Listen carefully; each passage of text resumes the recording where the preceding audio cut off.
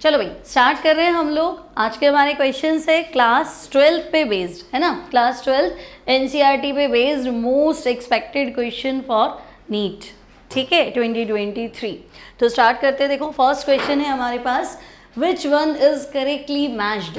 तो ये क्वेश्चन है देखो तुम्हारा मेटलर्जी से, है ना। पहला है मेटल रिफाइनिंग प्रोसेस, हिंदी में बोलेंगे धातु निष्कर्षण प्रक्रम, जोन रिफाइनिंग, ठीक है, मंडल परिष्करण बोलते हैं। फिर मेटल रिफाइनिंग, अच्छा देखो मेटल यहाँ एक्चुअली मेटल दिया नहीं है, फर्स्ट वाले में तुम्हारे पास मेटल है टाइटेनियम, है ना मेटल है तुम्हारे पास टाइटेनियम और मेथड का नाम है जोन रिफाइनिंग। निकल के लिए है वैन आर्केल, है ना। तीसरा मेटल है जिंक के लिए मॉन्ड प्रोसेस और लास्ट ऑप्शन देखो एसिड, टिन के लिए लिक्वेशन, हिंदी में बोलेंगे द्रवीकरण का प्रक्रम। अब बताओ क्या हुआ, कौन सा? डी। देखो जोन रिफाइनिंग किसके लिए करते थे? जोन रिफाइनिंग करते थे अर्धचालक सेमीकंडक्टर। तो सेमीकंडक्टर मतलब सिलिकॉन था, जर्मेनियम था, बोरॉन था। तो जोन रिफाइनिंग के लिए तुम्हारे पास बोरॉन, सिलिकॉन, जर्मेनियम, ये लोग तो चल जाते, तो ये तो है नहीं, है ना। वैन आर्केल तुम्हारी एनसीईआरटी में दो ही है, एक तो टाइटेनियम और जिरकोनियम। और मॉन्ड प्रोसेस स्पेसिफिकली किसके लिए है? निकल के लिए, तो ये तो है ही नहीं, है ना। तो हम कहेंगे लिक्वेशन, द्रवीकरण, ऐसा मेटल जिसका मेल्टिंग पॉइंट क्या हो? कम। तो यहाँ देखो स्लोपिंग हर्थ होता था, ऐसा मेटल जिसका मेल्टिंग पॉइंट कम है, टिन हो गया, लेड हो गया, तो उसको अपन क्या करते थे? गर्म करके गलाते थे। तो मेटल का मेल्टिंग पॉइंट तो कम है ना, तो मेटल तो गल के नीचे आ जाएगा, इम्प्योरिटी तुम्हारी पीछे ही रह जाएगी, तो दोनों क्या हो जाएंगे? अलग अलग हो जाएंगे, ठीक है। तो लिक्वेशन प्रोसेस टिन के लिए होता है, तो ये आपका करेक्ट आंसर है ऑप्शन डी, ठीक है। चलो नेक्स्ट देखो, if a stands for the edge length of the cubic system, ठीक है। तीन क्यूब है तुम्हारे पास, simple cube, body centred cube और फेस सेंटर, ठीक है, एससी, बीसीसी और एफसीसी। और तुम्हें क्या करना है? Ratio of the radii of the spheres in these system will be. तो आपके पास तीन सिस्टम है, पहला तो है सरल गणीय जालक यानी कि एससीसी, दूसरा क्या है? बीसीसी, और तीसरा क्या है? एफसीसी, ठीक है। अब सिंपल क्यूबिक में तुम्हें पता है ए इक्वल्स टू क्या होता है? 2r, है ना। मैं r1 कर देती हूँ, ठीक है। बीसीसी में क्या होता है? बॉडी डायगोनल पे टच करते हैं, तीन स्फेयर, रेडियस 4 होती है, तो 3a इक्वल्स टू क्या हो जाएगा? 4r, तो मैं r2 कर देती हूँ। और इसमें क्या होता है? √2a इक्वल्स टू क्या होता है? 4r, तो मैं r3 कर देती हूँ, ठीक है। तो यहाँ जो r1 है वो तो आ रहा है a/2, ठीक है। r2 किसके बराबर आ रहा है? √3a/4, और ये किसके बराबर आ रहा है? √2a/4। अब 4 को मैं ऐसे लिख दूँ क्या? 2 और √2 इंटू √2, ऐसा भी तो लिख सकती हूँ। 4 को क्या लिख दूँ? 4 तो ही ना, 2 इंटू 2, और 2 को क्या लिख दिया? √2, तो मुझे लग रहा है √2 तो कैंसिल हो गया। तो अब मेरे पास क्या आया देखो? a/2, इधर क्या आया? √3a/4, और यहाँ क्या आया? a/2 √2। तो अब तुम चेक कर लो ऐसा कुछ है क्या तुम्हारे पास? ऑप्शन 4, ठीक है। तो ये ध्यान रखना, जो रेशियो इसने दिया है ना, मतलब जो ऑर्डर दिया है कि पहले सिंपल लेना है, फिर बीसीसी लेना है और फिर एफसीसी, तो वो रखना है। मुझे r1, r2 और r3 में रिलेशन बताना था, है ना। तो आप सॉल्व कर लो, तो आपको मिला ऑप्शन 4, ठीक है। चलो नेक्स्ट क्वेश्चन देखो,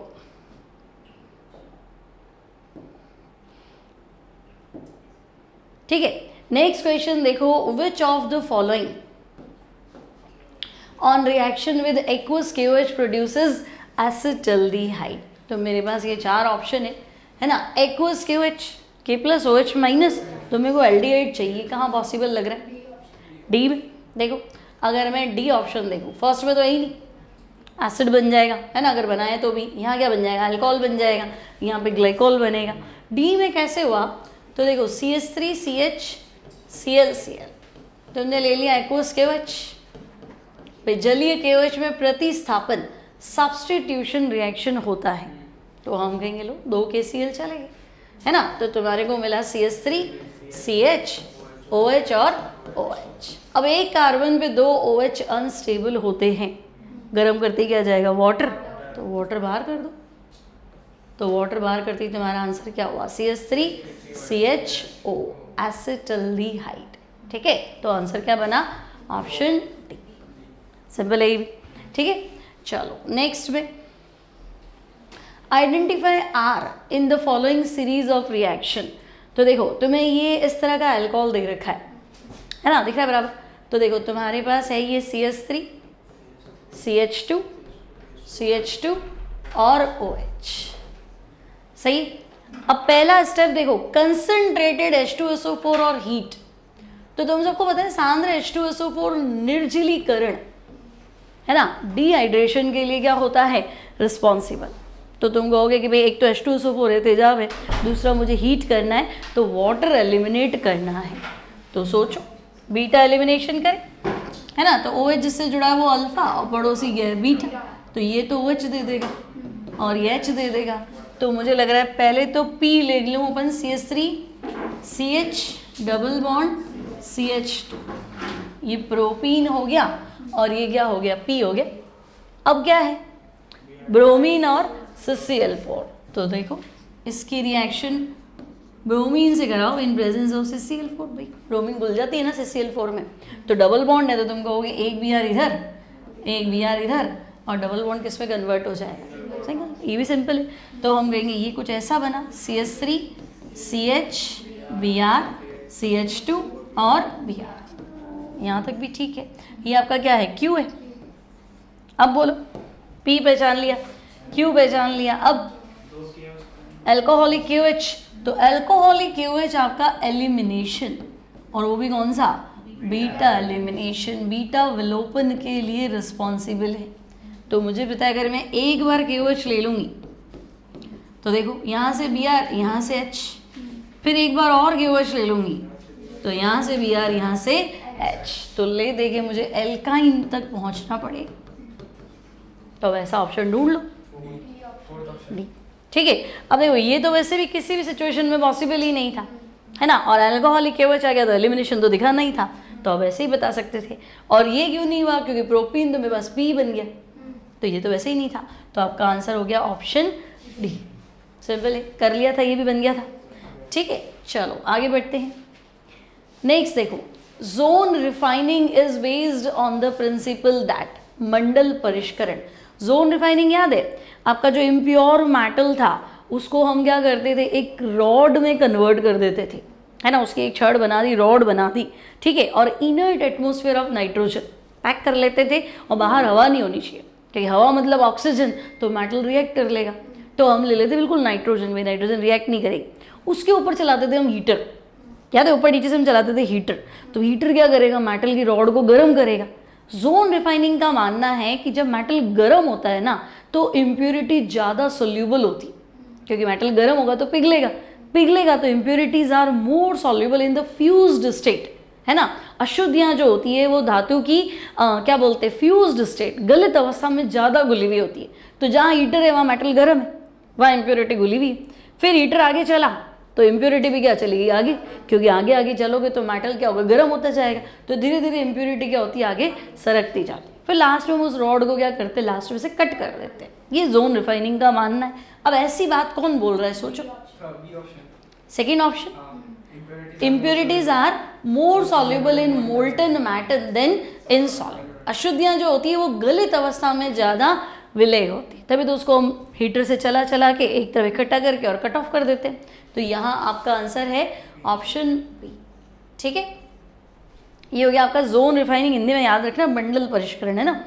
नेक्स्ट देखो, AB crystallizes in body centered cubic lattice with edge length A, ठीक है, और एज लेंथ की वैल्यू तुम्हें दी है 387। पिकोमीटर रखो क्योंकि मुझे आंसर सारे पिकोमीटर में दिख रहे, ठीक है। फिर ये क्या कह रहा है, the distance between two oppositely charged ions in lattice, ठीक है। क्रिस्टल कैसा है देखो, BCC, है ना। AB कैसे क्रिस्टलाइज हो रहा है, तो हम कहेंगे BCC। अब BCC में टच कौन करता है, बॉडी के सेंटर पे रखा हुआ पार्टिकल दोनों ऑपोजिट कॉर्नर से।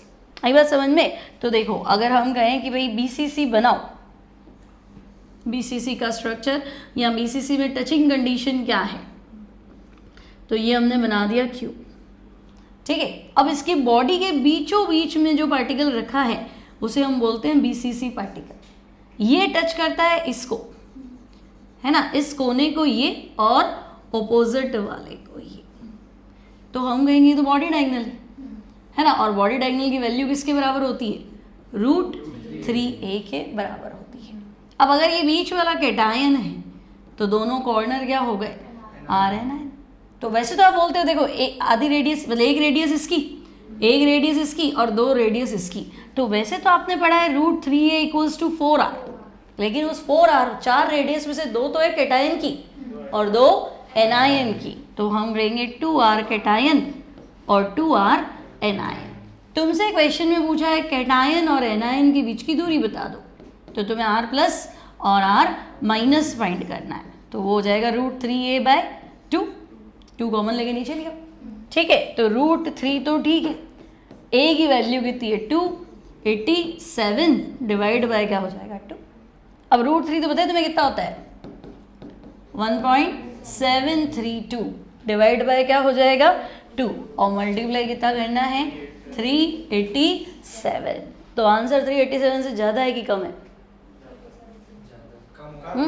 इसको डिवाइड करूँगी ना, मान लो अगर ये 1.5 भी है तो 1.5 को 2 से डिवाइड करूँगी तो आंसर क्या होगा, कम होगा, ठीक है।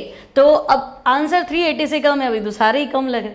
अब कितना कम है देखो, है ना, देखो 300 तो हो ही नहीं सकता, डायरेक्ट कटिंग कंडीशन तो है ही नहीं, ठीक है। अगर मैं इसका आधा भी कर दूं 150 तो वापस आधा करके डबल के आसपास ही तो ले जाना पड़ रहा है ना। तो तुम्हारा आंसर अगर तुम इसको चेक करोगे तो तुम्हें मिलेगा कितना 335, क्योंकि 200 और 250 देखो 200 तो डायरेक्ट कट हो जाता तो आ ही नहीं रहा, ठीक है, और 300 भी डायरेक्ट आ ही नहीं रहा है। अब ये 2 ऑप्शन बचते हैं, तो आंसर मेरा 300 के आसपास ही घूम रहा है ना। 1.7 डिवाइड बाय 2 कर भी लोगे तो कितना आ जाएगा 0.8 ही तो आएगा, इसका 80% ही तो निकालना है, तो 387 का 80% 250 थोड़ा ना होगा, समझ गए मेरी बात, ठीक है। तो करना नहीं है एग्जाम में सॉल्व, आपको लमसम ही आइडिया देना है कि हाँ, क्योंकि इसको करने बैठ गए तो 4 क्वेश्चन छूट जाएंगे। नेक्स्ट देखो, नेक्स्ट तुम्हारे पास ईथर है और उसकी रिएक्शन HI से करानी, ये करा रखा है तुम्हें बहुत बार, 12 NCERT बेस्ड है। HI में H+ I-, और अगर तुम्हें याद है तो मैंने तुम्हें बहुत बार सिखाया था कि देखो ये बेंजीन CH2O और वापस क्या है बेंजीन, तो हम इससे फिनाइल से O अलग नहीं कर सकते क्योंकि फिनॉक्साइड में रेजोनेंस है ना। बेंजीन से O अलग नहीं करोगे ना, क्योंकि देखो ऑक्सीजन पे क्या है 2 लोन पेयर है, तो ये तो रिंग के साथ कॉन्जुगेशन में, और अगर मैं ये बेंजाइल कार्बोकेटायन बनाती हूँ तो इसमें तो रेजोनेंस है ना, बेंजीन पे प्लस नहीं लगा सकती, बेंजीन के ऊपर जो CH2 प्रेजेंट है उस पर तो प्लस लगा सकते हो क्योंकि वो है benzyl carbocation stable due to resonance, और मुझे पता है बेंजीन से वो अलग नहीं करना है क्योंकि फिनॉक्साइड में अनुनाद होता है, फिनॉक्साइड में रेजोनेंस होता है, दैट्स व्हाई वो क्या होता है स्टेबल। तो बेंजीन से ओ अलग नहीं करना तो वो तो माइनस हो गया और CH2 क्या हो गया प्लस हो गया। अब आंसर ढूंढो, डी बी। देखो CH2 के साथ तो क्या लगेगा HI है ना तुम्हारे पास, तो इधर तो लगेगा H+ और इधर क्या लगेगा I-, तो CH2 के साथ I और फिनॉल बन रहा है, बढ़िया। तो आंसर सिंपल है, ये तो 12th NCERT में से पूछा है। नेक्स्ट देखो, करेक्ट स्टेटमेंट आइडेंटिफाई करना है। पहला तुम्हें कह रहा है ब्लिस्टर कॉपर यानी कि फफोलेदार तांबा है ना, तो उसकी सरफेस पे क्या होती है थोड़े थोड़े ब्लिस्टर्स बन जाते हैं, मतलब आपका ना एक कॉपर मेटलर्जी में एक स्टेप आता है बेसिमराइजेशन, आखिरी स्टेप मान लो। तो बेसिमराइजेशन में क्या होता है, तो हम कहेंगे भाई थोड़ा बहुत कॉपर सल्फाइड तो है ही है ना, बचा कुचा क्या है कॉपर ऑक्साइड है, और दोनों रिएक्ट करते हैं एयर पास करते हैं तो वो कॉपर तो बन जाता है और पिघला हुआ होता है सारा। अब वो पिघले हुए कॉपर में से क्या होता है SO2 बन के उड़ती है ना, तो उसकी अब गैस उड़ेगी तो क्या होगी बबल्स, जैसे ब्रेड होती है ना, ब्रेड में क्या होता है छेद क्यों होते हैं क्योंकि CO2 निकलती। सिमिलरली कॉपर का जो ओर है ना, उसमें ब्लिस्टर्ड कॉपर जब बनता है तो वो SO2 गैस बाहर निकलती है, इसलिए उसकी सरफेस पे उभर जाती है, उसको ब्लिस्टर्स कहते हैं। तो पहला ऑप्शन कह रहा है कि ब्लिस्टर बनते हैं due to evolution of CO2, सही है क्या? सही है? गलत है, हमें तो पता है SO2 की वजह से। ब्लिस्टर की वजह क्या थी SO2, ये क्या कह रहा है CO2, तो ये तो गलत है। आइडेंटिफाई क्या करना है करेक्ट। फिर vapour phase refining is carried out for निकल बाय वैन आर्कल। तो निकल का तो एक ही मैथड है, कौन सा? मॉन्ड मैथड किसके लिए था? निकल के लिए। तो ये तो गलत बोल रहा है ना। फिर pig iron can be moulded into a variety of shapes. Pig iron मतलब कच्चा लोहा, ठीक है। और wrought iron is impure iron with 4% carbon. तो हम कहेंगे रॉट लोहे का शुद्धतम रूप है, प्योरेस्ट फॉर्म है, और उसमें कार्बन 4% से कम होता है। आई बात समझ में? तो 4 नहीं होता है, 4 से क्या होता है? कम होता है। पिग आयरन को हम किसी भी शेप में क्या कर सकते हैं? ढाल सकते हैं। तो आपका ये हो जाएगा pig iron can be moulded into any desirable shape, ठीक है। और यहाँ तुम्हें लिखना है 4% से कम, ये भी ध्यान रखना है आपको। अब नेक्स्ट देखो, a compound is formed by cation C और एनायन A, ठीक है भाई। कैटायन तो है आपका C और एनायन को क्या नाम दिया है? A, है ना। Anion A, cation C, okay. Anions form hexagonal close packing या HCP लैटिस बना रहा है, ठीक है। और कैटायन ऑक्टाहेड्रल वॉइड का 75% स्पेस ऑक्यूपाई कर रहा है। अब इसको करने का शॉर्टकट तरीका क्या था कि जो लैटिस बनाता है ना, लैटिस कौन बना रहा है? माइनस। आपने लिखा है ना कि एनायन जो है ना, पूरा ऋणायन जो है वो जालक बना रहा है। तो जो लैटिस बना रहा है उसको तो मैं मान लेती हूँ N। अब लैटिस में जितने एटम होते हैं उतने के उतने क्या होते हैं? Octahedral void. तो अगर एनायन N है तो ऑक्टाहेड्रल वॉइड भी कितने होंगे? N। और मान लो क्वेश्चन में होता है टेट्राहेड्रल वॉइड, तो वो उसके डबल होते, ठीक है। तो फिलहाल मैं कहूँगी नहीं, N और N। अब कैटायन जो है वो ऑक्टाहेड्रल वॉइड का कितना स्थान घेर रहे? 75%। तो कैटायन 75% है किसका? ऑक्टाहेड्रल वॉइड का। तो मुझे तो फॉर्मूला बनाना है C रेशियो O। तो C तो कितना है? 75/100 N, और A कितना है? N काट दो तो 25 से कट जाएगा, है ना। तो ये कितना हो गया? 3/4। ये कितना हुआ? 1। दोनों साइड 4 से मल्टीप्लाई कर लो, तो ये तो कितना बैठेगा? 3। वो कितना बैठेगा? 4। तो C3A4। तो तुम्हारा आंसर हो गया ऑप्शन ए। सिंपल है, कोई डाउट नहीं यहाँ तक। अच्छा, इसको ऐसे भी कर सकते थे, मान लो HCP लैटिस। तो HCP लैटिस में टोटल एटम होते हैं 6। तो अब ऐसे करते तो होता क्या भाई? यहाँ 6 होता, ऑक्टाहेड्रल वॉइड 6 होता, और यहाँ 6 का 75%। तो आंसर तो वही आता ना, रेशियो बेस्ड है इसलिए, ठीक है। नेक्स्ट देखो, considering Ellingham diagram which of the following metals can be used to reduce alumina. अब एलिंगम डायग्राम तो आपको दिया नहीं है ना, इसने आपके एनसीईआरटी की नॉलेज के बेस्ड मांगा है कि ऐसा कौन सा मेटल ले लें जो एल्यूमिना को क्या कर दे? रिड्यूस कर दे। तो एलिंगम डायग्राम तुम्हें पता है किस किस के बीच में? डेल्टा G और टेम्परेचर के बीच में क्या है? ग्राफिक तो है। अब एल्यूमिना बन रहा है तो आपके पास ये लाइन है, एल्यूमिनियम प्लस 3/2 O2। आंसर क्या है? एल्यूमिनियम, ठीक है। अब जैसे जैसे ऊपर जा रहे हो ना, डेल्टा G की वैल्यू पॉजिटिव होती जा रही है, मतलब माइनस में घटती जा रही है, ठीक है। और Mg वाली लाइन अगर तुम देखोगे तो वो इसके नीचे आती है ना, काफ़ी हद तक नीचे आती है, फिर ऊपर जाती है। तो Mg प्लस O2, आंसर क्या है? Mg। तो मुझे एक चीज़ बताओ कि मैग्नीशियम ऑक्साइड बनना तो ज़्यादा ईजी, क्योंकि ये लाइन तो नीचे है, मतलब इसकी नेगेटिव वैल्यू ज़्यादा है, और ये लाइन ऊपर है, इसकी नेगेटिव वैल्यू क्या है? कम। तो भाई मैग्नीशियम तो आराम से अपना ऑक्साइड बनाएगा, भले इसको एल्यूमिना को क्या करना पड़े? तोड़ना पड़े। तो ये कहना चाह रहा है कि क्या ऐसा पॉसिबल है कि एल्यूमिना होता और मैं मैग्नीशियम मिला लूँ तो इसका ऑक्साइड बन जाता और Al। तो ग्राफ तो मुझे ऐसा ही लग रहा है ना, ग्राफ तो कह रहा है कि नहीं, मैग्नीशियम वाली लाइन नीचे, इसका डेल्टा G नेगेटिव है, और आपको पढ़ रहा है, बहुत बार पढ़ा है कि डेल्टा G नेगेटिव मतलब रिएक्शन होके मानेगी, तो मैग्नीशियम का तो ऑक्सीडेशन होके मानेगा, चाहे इसको खत्म किसको करना पड़े? एल्यूमिना को। तो डायग्राम के अकॉर्डिंग, ये अपना ग्राफ है, एक डायग्राम है ना, तो इसके अकॉर्डिंग आपको आंसर देना है। तो हम कहेंगे इसकी लाइन तो नीचे किसके आ रही है? Mg की। ऐसे कर सकते हो तुम इसको, ठीक है, कोई दिक्कत नहीं। और मान लो कि तुम्हें लगे कि नहीं मेरे को तो एलिंगम डायग्राम याद नहीं है और मेरे को तो ये सब याद नहीं है, तो तुम्हें याद है तुमने इलेक्ट्रोकेमिकल सीरीज पढ़ी थी, है ना। यहाँ तुम कर क्या रहे हो? यहाँ एल्यूमिनियम को तो न्यूट्रल कर रहे हो और मैग्नीशियम को किस में कन्वर्ट कर रहे हो? +2। मतलब तुम ये देखना चाहते हो क्या मैग्नीशियम की क्रियाशीलता एल्यूमिनियम से ज़्यादा है? भाई जो ज़्यादा रिएक्टिव होता है वो उसका ऑक्सीडेशन, और नहीं है उसका क्या हो गया, रिडक्शन। तो तुम यही तो चेक करना चाहते हो। मान लो तुम्हें ग्राफ याद ही नहीं था, तो तुम्हें याद है ECS, इलेक्ट्रोकेमिकल सीरीज, ले कर बारात, ले मतलब लिथियम, कर मतलब पोटेशियम, बारात मतलब बेरियम, सर स्ट्रॉन्शियम, सर पर का ना कैल्शियम और सोडियम, ये सब ज़्यादा रिएक्टिव है, इनमें से अभी तो कुछ भी नहीं आया। लेकर बारात, सर पर का ना। उसके बाद क्या था, मांगे, फिर था आलू। तो मांगे आलू में magnesium is more reactive than aluminium. ये तो मेरा कॉन्सेप्ट क्लियर था। अब मुझे एल्यूमिनियम डायग्राम की जरूरत ही नहीं है, ये तो कह था ये रिएक्शन हो जाएगी तो हम कहेंगे हाँ magnesium being more reactive than aluminium, reaction कहाँ चलेगी, फॉरवर्ड। तो आप वैसे कर सकते थे, जरूरी नहीं था आपको ये पता हो। तो आपका आंसर यहाँ सेट हो गया मैग्नीशियम Mg। कोई डाउट नहीं, समझ में आ गया यहाँ तक। चलो आगे बढ़ते हैं।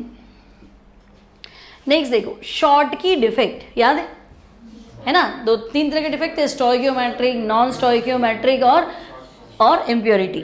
तो स्टोइकियोमेट्रिक में 2 होते थे, एक शॉर्ट की और एक फ्रिंकल। शॉर्ट की में equal number of cation and anion are missing from their lattice site, है ना। तो शॉर्ट की में प्लस भी भाग जाता है और माइनस भी भाग जाता है, दोनों भाग जाते हैं, इतना तो अपना क्लियर है। अब देख लो शॉर्ट की में क्या होगा, वैकेंसी हो गई, आयंस भाग गए तो क्या हो गया, जगह खाली हो गई। तो शॉर्ट की में आयंस की वैकेंसी होती है दोनों, प्लस और माइनस, इक्वल नंबर में मिसिंग है, तो हम कहेंगे यहाँ पे हो जाएगा आयनों की रिक्ति। ठीक है। SN2 reactivity order. अब वैसे तो तुम सबको पता है SN2 का रिएक्टिविटी ऑर्डर क्या है, 1 to 3। SN1 का क्या है, 3 to 1, और SN2 का 1 to 3। लेकिन यहाँ तो कोई डिग्री मुझे लग नहीं रही, तो यहाँ तो मुझे आंसर बॉन्ड लेंथ से देना चाहिए। सबसे लंबी बॉन्ड लेंथ देखो, एक तो भाई CI है, CBr है, CCl है और CF है। सबसे बड़ी बॉन्ड लेंथ किसकी है, CI। ये मेडिकल में पिछले 2 साल से क्वेश्चन आ रहा है इसी टॉपिक पे बेस्ड, तो हम कहेंगे आई तो बहुत बड़ा है और कार्बन तो छोटा सा ही है ना। अब यहाँ जाएंगे तो कार्बन भी छोटा सा है और फ्लोरीन भी छोटा सा है, तो बॉन्ड लेंथ कम है। और लंबा बॉन्ड क्या होता है, जल्दी टूटता है ना। Bond length, bond dissociation energy क्या होती है, इन्वर्सली। तो बॉन्ड टूटेगा तभी तो रिएक्शन करोगे। तो सबसे बढ़िया कौन है, फर्स्ट कैसे हुआ, सेकेंड हुआ ना। सबसे ज़्यादा रिएक्टिव RI, फिर RBr, फिर RCl और RF। ठीक है। अब इसमें चाहे SN1 देता, SN2 देता, आंसर यही रहता। आई बात समझ में, इसमें यूँ नहीं कि SN1 है तो आंसर दूसरा होता। ठीक है। चलो नेक्स्ट देखो, कैल्सिनेशन। 2 स्टेप थे अपने पास, भर्जन और निस्तापन, रोस्टिंग एंड कैल्सिनेशन। रोस्टिंग होता था heating ore in presence of air, और कैल्सिनेशन क्या होता था, एब्सेंस ऑफ एयर। इतना अपने क्लियर था। अभी कुछ है इसमें कि हीटिंग द ओर, कैल्सिनेशन में क्या करना था, गर्म तो करना था। प्रेजेंस था कि एब्सेंस था, एब्सेंस। रोस्टिंग होता भर्जन, तब तो प्रेजेंस, वायु की उपस्थिति। कैल्सिनेशन में क्या होता है, एब्सेंस। तो हम कहेंगे यहाँ ऑप्शन एब्सेंस ऑफ एयर, वायु की अनुपस्थिति। ठीक है। नेक्स्ट आपके पास है NaCl solid. All the ions removed along one of the axis joining the centers of any 2 diagonally opposite edges। अब ये गजब है भाई। देखो पहले मैं ये बनाती हूँ कि ये गायब किसको कर रहा है, क्योंकि आपको क्वेश्चन बनेगा ही तब जब आपको पता चलेगा ये कहना क्या चाह रहा है, किसको गायब कर रहा है। देखो कोई 2 डायगनल विकर्णीय जो कि ओपोजिट एज को, है ना, ओपोजिट एज वाले, उनके सेंटर्स पे जो है उसको क्या कह रहा है, हटा रहा है। तो मतलब समझे किसको हटा रहा है, क्यूब तो मैंने बना दिया, डायगोनल समझ में आ रहा है ना। मतलब मुझे लाइन तो यूँ खींचनी है, यूँ चाहे यूँ। अब ये एज मतलब ये किनारा, ये किनारा है और ये किनारा है, इसको गायब करेगा। और यहाँ से चलते चलते क्या करेगा, यहाँ जो होगा उसको भी क्या करेगा, गायब करेगा। तो क्या गायब हुआ, एक एज सेंटर तो ये गायब हो गया, वो तो खुद ही कह रहा है क्वेश्चन में कि मैं सेंटर गायब कर रहा हूँ, और एक एज सेंटर ये भी गायब हुआ, और बॉडी सेंटर है वो भी गायब होगा भाई, क्योंकि डायगोनल विकर्ण तो कमरे के अंदर से निकलेगा ना, डायगोनल क्या होगा, बॉडी के अंदर से निकलेगा। तो बॉडी सेंटर गायब होगा, फेस नहीं। आप बोलोगे फेस सेंटर क्यों नहीं गायब किया, तो फेस क्या दीवारें हो गई ना, तो डायगोनल तो बॉडी के अंदर से निकलेगा, तो बॉडी के अंदर जो चीज़ होगी क्या होगी, वो गायब होगी। तो फेसेस का कोई लेना देना नहीं, क्योंकि तो बोर्ड है ना, तो आपको लगता है कि फेस सेंटर गायब हुआ ना, ऐसा नहीं। इसको 3D में समझो, बात समझ में आई थी। ठीक है। तो हम कहेंगे ओके, अब हम क्वेश्चन कर सकते हैं कि भाई NaCl में, तो देखो NaCl आपको स्ट्रक्चर पता होना चाहिए, NaCl में Na प्लस और Cl माइनस। अब होता क्या है कि Cl तो है ना FCC होता है, मतलब Cl कहाँ पे होता है तो हम कहेंगे कॉर्नर पे होता है, प्लस फेस के सेंटर पे होता है, ठीक है। तो तुम देखो कोने वाला तो तुम्हारा कोई गायब नहीं हुआ है और फेस सेंटर भी तुम्हारा नहीं गायब हुआ है। और Na प्लस कहाँ होता है तो Na प्लस ऑक्टाहेड्रल वॉइड, और ऑक्टाहेड्रल वॉइड होते हैं एज सेंटर, किनारे के केंद्र, प्लस बॉडी सेंटर, तो ठीक है। अब देखो Cl माइनस, तो अगर मैं सोचूं Cl माइनस के बारे में तो Cl माइनस कॉर्नर पे, तो कोने तो 8, कंट्रीब्यूशन 1/8, फेसेस के पीछे कंट्रीब्यूशन 1/2, तो ये तो मुझे लग रहा है ये तो 4 है, लेकिन यहाँ गड़बड़ दिख रही है। एजेस किनारे कितने होते हैं 12, 4 किनारे छत के, 4 किनारे फर्श के और 4 दीवारें कोने भी तो है ना। तो किनारे तो होते हैं 12, लेकिन तुम्हारे पास तो मिसिंग है, कितने मिसिंग है 2, तो 12 में से 2 तो गए, तो मैं कहूँगी 10। और एज सेंटर का कंट्रीब्यूशन 1/4, और बॉडी सेंटर तो है ही कहाँ भाई, बॉडी सेंटर तो है ही नहीं, तो ये तो आ रहा है 10/4 मतलब 2.5। तो अब NaCl क्रिस्टल सेट करना है, तो देखो Na प्लस Cl माइनस, ये 2.5 है, ये 4 है, क्या बैठाऊं 2.5 पे 4, दुगना करो, डबल करो भाई, 2.5 5, तो ये कितना होगा, ऐसा कुछ है, तो 2.5 पे 4 और 5 पे 8, समझ में आ गया। करा था ये वाला, ये नहीं करा, समझ में आ गया। देखो ये आपको पता होना चाहिए, NaCl का कोई भी क्वेश्चन आए तो आपको उसकी पोजीशन पता होनी चाहिए तभी बनेगा, ठीक है। Na5Cl8, ठीक है। चलो नेक्स्ट क्वेश्चन पे चलते हैं, बोलो। Least reactive for electrophilic addition. अब देखो डबल बॉन्ड है, सिंगल में कन्वर्ट होगा, इतना तो मुझे क्लियर ही है, डबल है सिंगल में कन्वर्ट होगा। और हमारे को ये भी क्लियर है कि देखो यहाँ पे पहले क्या होता है, प्रोटॉन आता है अटैक करने, उसको क्या बोलते हैं इलेक्ट्रोफाइल, और हम इस बॉन्ड को स्प्लिट कर देते, मान लो यहाँ टूट गया, ये नेगेटिव ये पॉजिटिव, तो ये नेगेटिव पे तो ये चिपक जाएगा और ये प्लस बन जाएगा, तो ये नॉर्मल रिएक्शन है, ठीक है। अब इसको परेशान कौन करेगा, क्योंकि लीस्ट रिएक्टिव मतलब ये रिएक्शन नहीं कर रहा, तो रिएक्शन क्यों नहीं करेगा, कोई परेशानी, तो परेशानी क्या ही हो सकती है। यहाँ कनेक्टेड ग्रुप, मान लो मैं यहाँ मिथाइल लगा दूँ, तो मिथाइल लगा दूँ तो अगर वो उसको सपोर्ट करेगा तो आराम से इलेक्ट्रॉन डेंसिटी बढ़ गई तो ये जल्दी अटैक करेगा। लेकिन अगर मैं कोई विड्रॉइंग लगा दूँ तो इलेक्ट्रॉन खींचेगा क्या, जब तो जब इलेक्ट्रॉन होंगे ही नहीं तो क्या सोचेगा, ये तो खुद ही गरीब है, मैं कहाँ जाके अटैक करूँ। तो बस अब ऐसा तुम कुछ सोचो, भी देखो Cl क्या करेगा, इसको परेशान करेगा, भाई मुझे इलेक्ट्रॉन दे, मुझे इलेक्ट्रॉन दे, तो आपको तंग किया जा रहा है, तो ये क्यों सोचेगा कि मैं अटैक करूँ, कनेक्टेड इसको परेशान कर रहा है, जबकि मिथाइल तो उसको हेल्प करेगा, है ना। और फिनाइल क्या, ये तो उसको बेंजीन है, तो ये तो रेजोनेंस स्टेबलाइजेशन देगा, तो ये तो कोई दिक्कत ही नहीं है। तो आपको परेशानी वाला टॉपिक ढूंढना है, और वो क्या है, ऑप्शन Cl इसको तंग कर देगा, ठीक है। नेक्स्ट देखो, पहले रिएक्शन आइडेंटिफाई करो, ये हेलो एल्केन है ना, चलो जल्दी चलो, देखो ये हेलो एल्केन है आपका, ये CH2Br और इधर है इथाइल, सही है।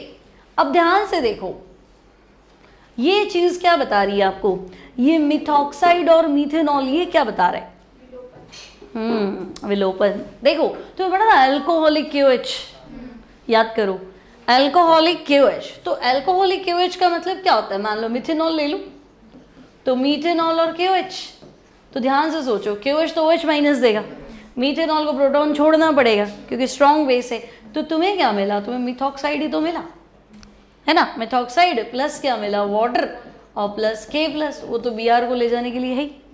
तो हम कहेंगे कि ये अल्कोहलिक KOH, तो दो तरह का KOH ही तो समझाया था, एक सब्स्टिट्यूशन और एक एलिमिनेशन। सब्स्टिट्यूशन प्रतिस्थापन कब होगा, जब एक्वस KOH होगा, तब तो कुछ करना ही नहीं था, KBr KCl बाहर निकाल दो और OH माइनस कनेक्ट कर दो।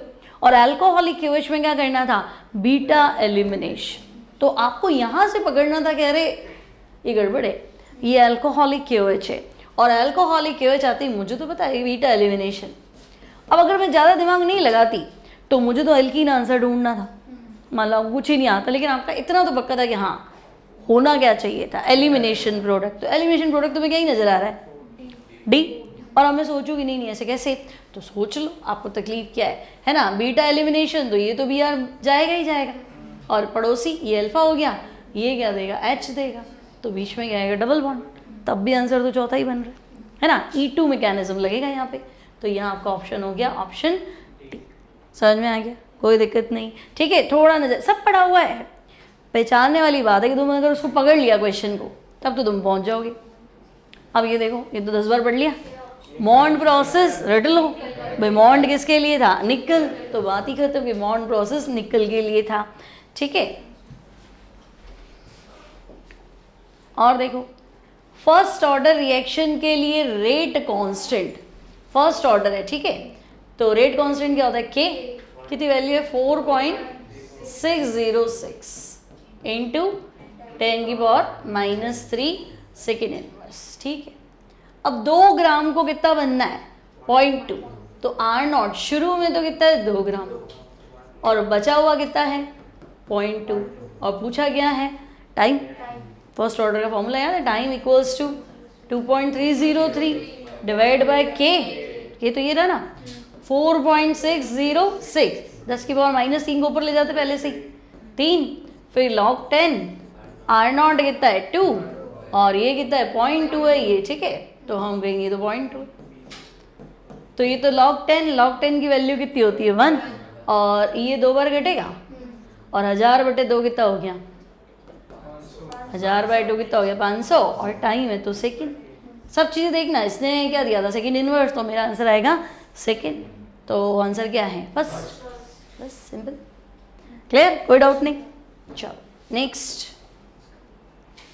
Formation of metallic copper from the sulphide ore in the commercial thermometallurgical process essentially involves which one of the following reaction।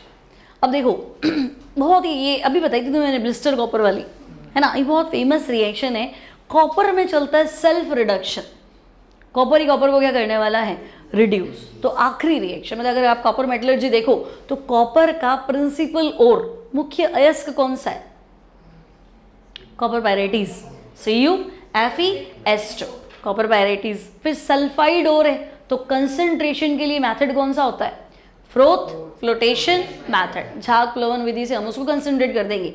अगला स्टेप आता था रोस्टिंग, कॉपर पायरेटीज को बर्न करो ऑक्सीजन की प्रेजेंस में, तो CuFeS2 + O2, तो पहले बनेगा कॉपर सल्फाइड CuS, फिर बनेगा FeS, और सल्फर जो है SO2 बन के उड़ेगी, फिर Cu2S है तो Cu2O बनाएगा थोड़ा बहुत, FeS है तो FeO बनाएगा। तो पहला स्टेप आपका रोस्टिंग, लेकिन इसमें सारा कॉपर आता नहीं है आपके पास, तो अब लेते हैं स्मेल्टिंग, गलाओ, सिलिका मिला दो, तो भाई आपका FeO है ना, वो सिलिका मिला के FeSiO3 में जाता रहता है, ठीक है। लास्ट में आपके पास होता है ये स्मेल्टिंग वाला स्टेप है ना, तो पिघला हुआ क्या बचता है, Cu2S और FeS, क्योंकि FeO होता तो स्लैग बन जाता, FeO + SiO2 क्या होता है, FeSiO3, और स्लैग तो तैरता है, तो हम उसको क्या करते हैं, निकाल लेते चम्मच से, है ना, अलग कर देते, तो FeS रह जाता है और Cu2S रह जाता है, इसको बोलते हैं कॉपर मैट।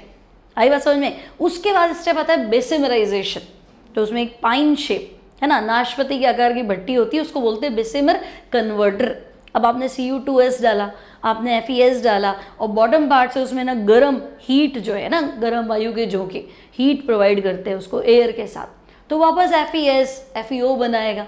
अब भट्टी के अंदर की जो दीवारें होती है ना, वो सिलिका की बनी होती है, सिलिका कोटेड, मिट्टी तो है ना, तो SiO2 की होती, तो FeO बनता है, वहीं पे किस में कन्वर्ट हो जाता है, FeSiO3। तो ये पहले स्टेप से अलग होना शुरू हुआ है, आखिरी स्टेप। और लास्ट में आते आते मेरे पास क्या बच जाता है, तो मेरे पास रह जाता है Cu2S, ऑक्सीडाइज्ड हो गया तो क्या बनेगा, Cu2O, और SO2 का एग्जिट तो हमने दे दिया। और मान लो नहीं कन्वर्ट हुआ तो हम कहेंगे अब कोई बात नहीं कन्वर्ट हुआ तो Cu2S पड़ा है, Cu2O पड़ा है, इनमें ही सेल्फ रिडक्शन। अब क्या लग रहा है, SO2 तो अभी भी गायब हो सकता है, और लास्ट में क्या आया, कॉपर, और प्लस क्या, SO2। अब मैंने तुम्हें अभी बताया था कि ये पिघला हुआ था, स्मेल्टिंग में चीज़ें गल जाती है, पिघल जाती है क्योंकि हीटिंग अबव मेल्टिंग पॉइंट। तो ये पिघली हुई चीज़ों को हमने क्या कर दिया था, बेसिमर कन्वर्टर में डाला था।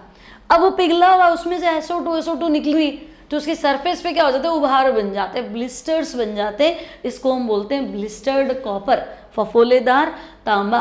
98% क्या होता है, प्योर। ये पूरी मेटलर्जी कॉपर की। इसमें से सवाल बनेगा जो भी बनेगा। अब तुम आंसर दे दो। इस सवाल में से यही पूछा है कि भाई ऐसी कोई रिएक्शन थी क्या। तो देखो कार्बन रिडक्शन कह रहा है, पहले में ऐसा था क्या, कार्बन रिडक्शन तो हम करते ही नहीं। कॉपर मेटलर्जी में अपने को पता है सल्फ रिडक्शन होता है, तो पहला तो गलत है। फिर फोर्थ में CO है तो CO तो हो ही नहीं सकता था। कॉपर सल्फेट तो हमने कभी कन्वर्ट ही नहीं करा, कॉपर सल्फेट तो आया ही नहीं दूर दूर तक, तो बचा ही गया तुम्हारे पास B। और सेम है, देखो पहले ऑक्साइड में कन्वर्ट किया फिर सेल्फ रिडक्शन किया, है ना। और ये कॉपर क्या है, ब्लिस्टर्ड कॉपर। आगे बात समझ में, ये क्योंकि 2 से 3 सवाल लगे हैं इस पे।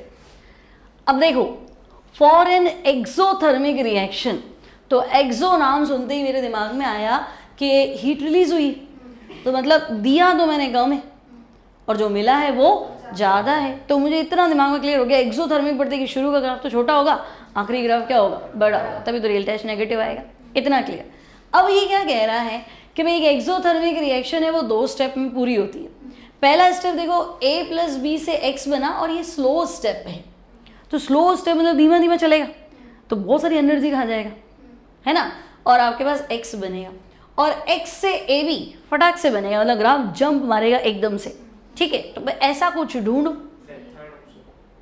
ऐसा कुछ ढूंढो। देखो थर्ड ऑप्शन, देखो डायरेक्ट तो कुछ हुआ ही नहीं, ये तो वैसे ही गलत है क्योंकि आपने X तो बनाया ही नहीं। ये क्या आप कह रहे हो, AB सीधा AB में, मतलब A + B AB में कन्वर्ट हो गया, इंटरमीडिएट कुछ है ही नहीं, तो ये तो गलत है। आपके 2 स्टेप चल रहे हैं, मतलब ग्राफ जो है वो ब्रेक लेगा, कहीं ना कहीं तो टूटेगा।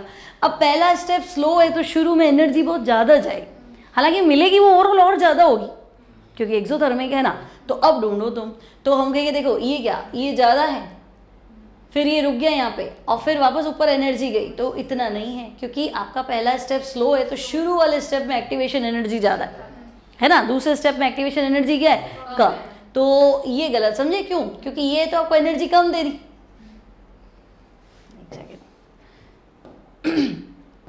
ठीक है, ये देखो ये शुरू की एक्टिवेशन एनर्जी तो कम दे दी और फिर क्या करे, बाद में ज़्यादा लग रही है। तो भाई ये स्लो स्टेप है, यहाँ खर्चा ज़्यादा है, और ये फास्ट स्टेप है, यहाँ खर्चा क्या है, कम, ये खट से नीचे गिरेगा, तो ये तो गलत हो गया।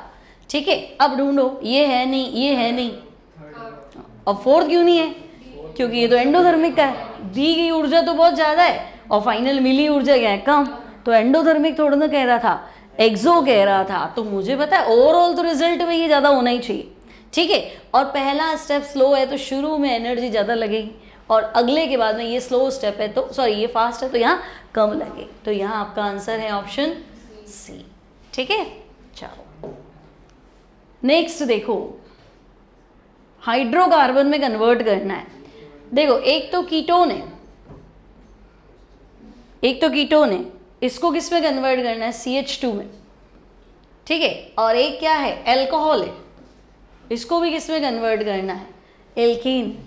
तो मैंने तुम्हें बता रखा है डेली क्लास में कि एक चीज़ ऐसी ले लो, हर बार है ना आंसर फिक्स है एल्कीन। ऐसा क्या लें कि है ना, चाहे एल्डिहाइड हो, चाहे कीटोन हो, चाहे हेलो एल्केन हो, चाहे एसिड हो, एसिड डेरिवेटिव हो, ऐसा क्या लेोगे कि आंसर फिक्स है। किसका आंसर है, ग्लूकोज का रिडक्शन किसकी प्रेजेंस में करूं कि हेक्सेन बने, सोचो दिमाग लगाओ। लिथियम एल्यूमिनियम हाइड्राइड तो क्या होगा, एक एच नीचे एक एच ऊपर, लाल फॉस्फोरस और HI, आंसर फिक्स था LK। नहीं बताया था ग्लूकोज से हेक्सेन बनाना है, अगर एरो पे लिखा है लाल फॉस्फोरस HI तो आंसर फिक्स है LK। भाई ये तो है ना तुम्हारा क्लीमेंसन रिडक्शन से भी हो जाता है ना, 2 वाटर निकल जाते, आंसर क्या था ये, तो ये तो क्लीमेंसन में भी सही था। ये तो तुम्हारे वुल्फ क्रिस्टल में भी हो जाता, अगर मैं यहाँ हाइड्रेजीन लेती तब भी हो जाता, कोई तकलीफ थोड़ी ना थी। लिथियम एल्यूमिनियम हाइड्राइड लेती ना तो एक एच इधर आता, एक एच इधर आता, आंसर एल्कोहल बनता। तो यहाँ तो इसने मुझे उलझाया कि देखो ये तो हाइड्रोजीन ले रहा हूँ, तो ये तो हो ही सकता था पहला स्टेप, लेकिन एल्कोहल से एल्केन बनना, तो जब भी तुम्हारे को एरो पे दिया हो रेड फॉस्फोरस और HI, तो ये तो वाटर बन के निकलेगा, या आयोडीन गैस बन के उड़ेगी, और आंसर क्या है, एल्केन। तो आपको फिक्स है ना ये चीज़ दिमाग में बिठा लेनी है कि रेड फॉस्फोरस और HI, आंसर क्या है, LK। ये 2 साल पहले भी शायद मेडिकल में था कि ग्लूकोज से हेक्सेन बनाना है। आंसर क्या था? रेड फॉस्फोरस और HI। तो ये आपका फिक्स है, ठीक है। चलो नेक्स्ट देखो, स्टेबिलिटी कांस्टेंट तुम्हें दिए हैं। देखो ये 4 कॉम्प्लेक्स बन रहे, कॉपर अमोनिया मिलके ये कॉम्प्लेक्स बना, साइनाइड मिलके ये बना, EN मिलके ये बना। ये 4 कॉम्प्लेक्स बन गए, इनके चारों के स्टेबिलिटी कांस्टेंट दिए हैं। तो मोस्ट स्टेबल ढूंढना है, तो सिंपल है, मोस्ट स्टेबल।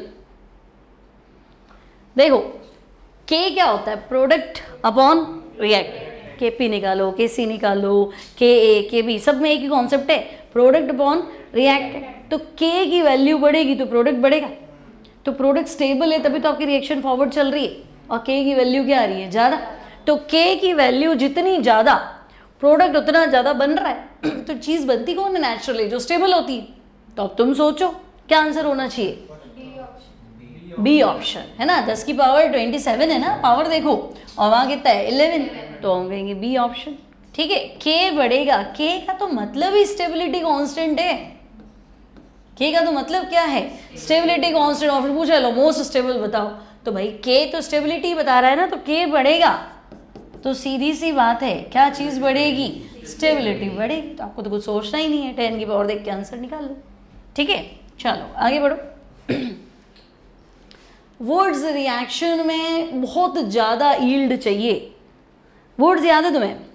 क्या होती थी? RX plus 2Na plus RX। Arrow पे क्या लिखते थे? Dry ether. और आंसर क्या होता था? NX। फिर मैंने कहा था ऐसा मत करना, यहाँ R ले और यहाँ R' ले, तब तो 3 चॉइस होगी। एक बार तो R से टकराएगा, R से टकराएगा, और R'। तो 3 लाओगे तो खिचड़ी बन जाएगी। तो ज़्यादा कहाँ से लाओगे? फिर तो तीनों ही बनाओगे, तो मिक्सचर बन जाता है। तो सबसे बेकार है। तो यहाँ लग रहा है कि ये तो हेक्सेन वाली रिंग है और ये पेंटेन वाली है, तो अलग अलग लिया है। तो अलग अलग लिया है तो बेकार है, काम की नहीं है, तो ये तो ही नहीं। फिर ये भी नहीं हो सकती, ये भी अलग अलग है। अब ये और ये दोनों देखो सेम है, लेकिन वो तो कितनी हिंड्रेंस है भाई। अगर आप कुछ ऐसा लिया है ना, तो यहाँ हिंड्रेंस कितनी ज़्यादा होगी? स्टेरिक हिंड्रेंस, त्रिविम विन्यासी बाधा। तो हम कहेंगे यहाँ हो तो जाएगा, लेकिन हिंड्रेंस बहुत ज़्यादा एज कम्पेयर टू दिस, ठीक है। तो यहाँ आपका आंसर हो जाएगा ऑप्शन डी, वुड्स के लिए कह रहा है, ठीक है। चलो नेक्स्ट क्या कह रहा है? हाइड्रोजन और आयोडीन की रिएक्शन से क्या बन रहा है? The reaction of hydrogen and iodine, अच्छा आयोडीन मोनोक्लोराइड, ठीक है, से एक इक्वेशन, ठीक है। देखो हाइड्रोजन H2 की रिएक्शन किससे कराई? ICl। हाइड्रोजन की रिएक्शन इसने कराई है आयोडीन मोनोक्लोराइड, ठीक है। और क्या बना? HCl। 2 ले लिए इसने, 2 ले लिए, तो क्या बना? 2 HCl और प्लस क्या बना? I2, ठीक है भाई। एक तो ये स्टेप है ना। अब ये कहना क्या चाह रहा है? ओके, ये आपका this reaction is first order. अच्छा रिएक्शन तो आपकी ये है। अब ये कह रहा है ये रिएक्शन H2 के रिस्पेक्ट में फर्स्ट ऑर्डर है और ICl के रिस्पेक्ट में भी क्या है? First order. मतलब कि रेट जो है वो कुछ ऐसा आना चाहिए, रेट इक्वल्स टू K और H2 पावर 1 और ICl की पावर 1। ऐसा ये खुद कह रहा है कि भाई इस रिएक्शन में, ये रिएक्शन हाइड्रोजन के रिस्पेक्ट में प्रथम कोटि फर्स्ट ऑर्डर है और ICl के रिस्पेक्ट में भी क्या है? फर्स्ट ऑर्डर है, ठीक है। अब पूछ क्या रहा है? अच्छा क्वेश्चन तो यहाँ शुरू है। Which of these proposed mechanism can be consistent with the given information about this reaction? कि भाई आपके पास ये जानकारी है, इसके हिसाब से मैकेनिज्म डिसाइड करो। तो ये 3 मैकेनिज्म है। पहला मैकेनिज्म देखो, H2 प्लस 2 ICl, आंसर क्या है? 2 HCl प्लस I2, ठीक है। एक तो डायरेक्ट है। दूसरा H2 की रिएक्शन कराई ICl, ये आपका स्टेप स्लो है, ठीक है। तो HCl बना और HI बना, ठीक। एक मेरे साथ क्वेश्चन प्रिंट गलत दिखा है, इसका कौन सा है? 24, सही है, ठीक है। पहला स्टेप तो हो गया H2 plus 2 ICl gives 2 HCl और I2, ठीक है। दूसरा है H2 प्लस ICl, तो इससे तुमने बना HCl और एक बना दिया, ठीक है, HI, ओके।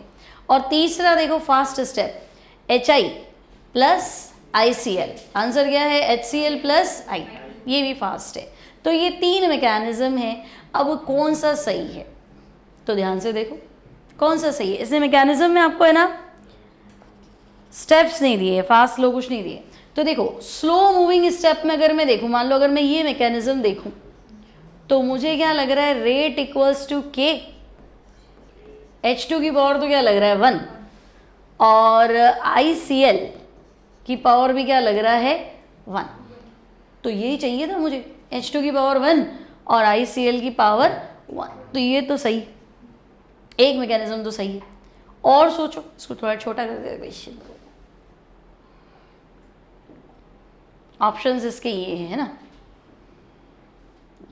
ठीक है। और सोचो भाई, ये मैकेनिज्म तो मुझे ठीक लग रहा है।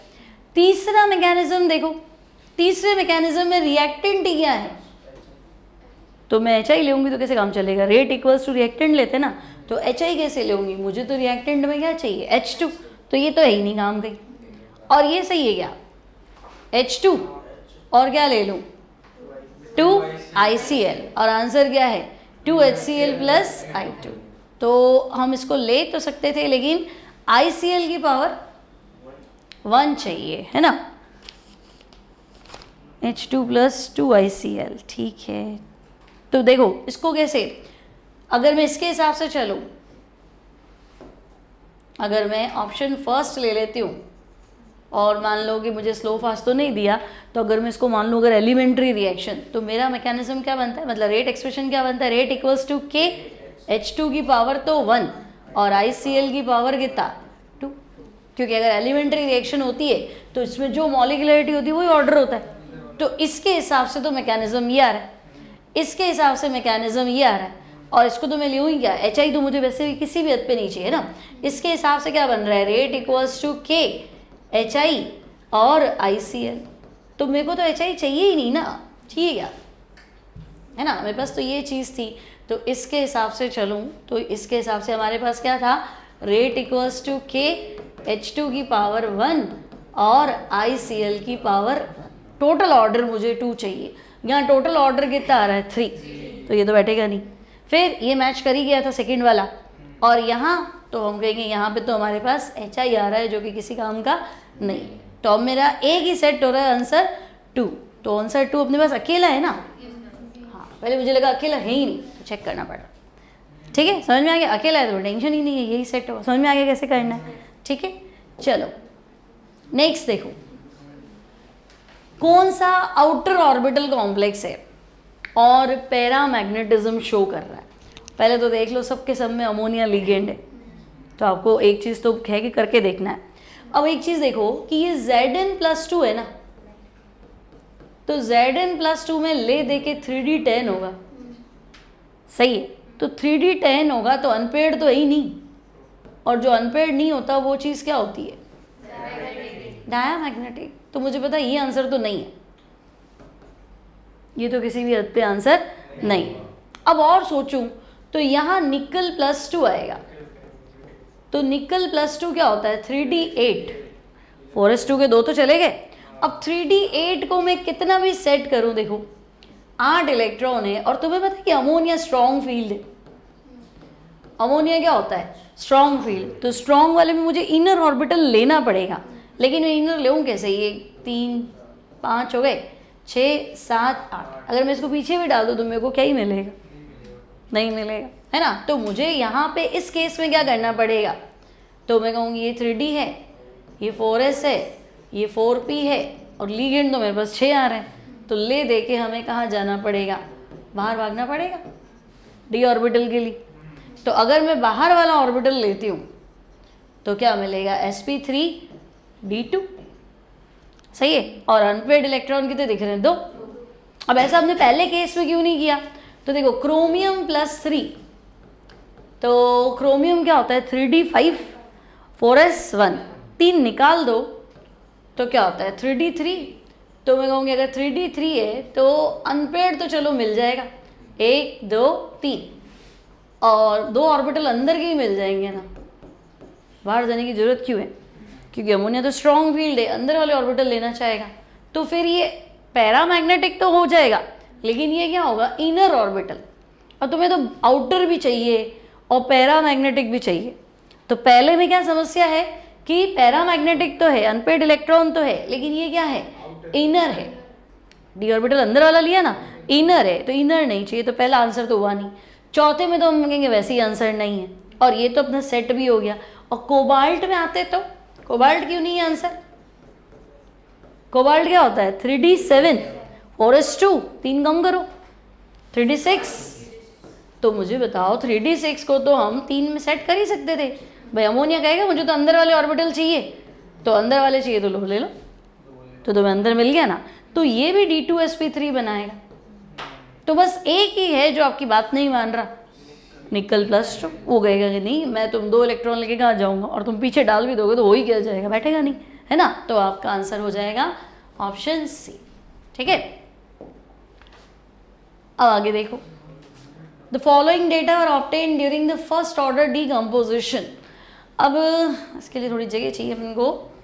देखो तुम्हारे पास ये इक्वेशन है 2a, थोड़ा ध्यान से देखना, 2a गैस है ना, b क्या है, गैस है, लेकिन c क्या है, सॉलिड है। तो c को तो गिनना ही नहीं, आपने इक्विलिब्रियम पढ़ा था ना, सॉलिड का तो कोई प्रेशर लेते नहीं, एक्टिव मास और प्रेशर कितना मान लेते, 1 मान लेते, तो सॉलिड को तो गिनना नहीं। अब मुझे 10 मिनट बाद टोटल प्रेशर दिया है, और पूरी रिएक्शन खत्म होने के बाद भी क्या दिया है, टोटल प्रेशर, और मुझे फाइंड करना है रेट कांस्टेंट। अब ध्यान से समझो, टाइम 0 पे मेरे पास क्या होगा, सिर्फ A, और ये क्या होगा 0। टाइम 0, रिएक्शन स्टार्ट ही नहीं हुई, तो B और C तो वैसे ही सॉलिड है, तो B तो 0 होगा। तो टाइम 0 पे मैंने A का प्रेशर मान लिया P0, जिसके बारे में मुझे कुछ आइडिया नहीं है।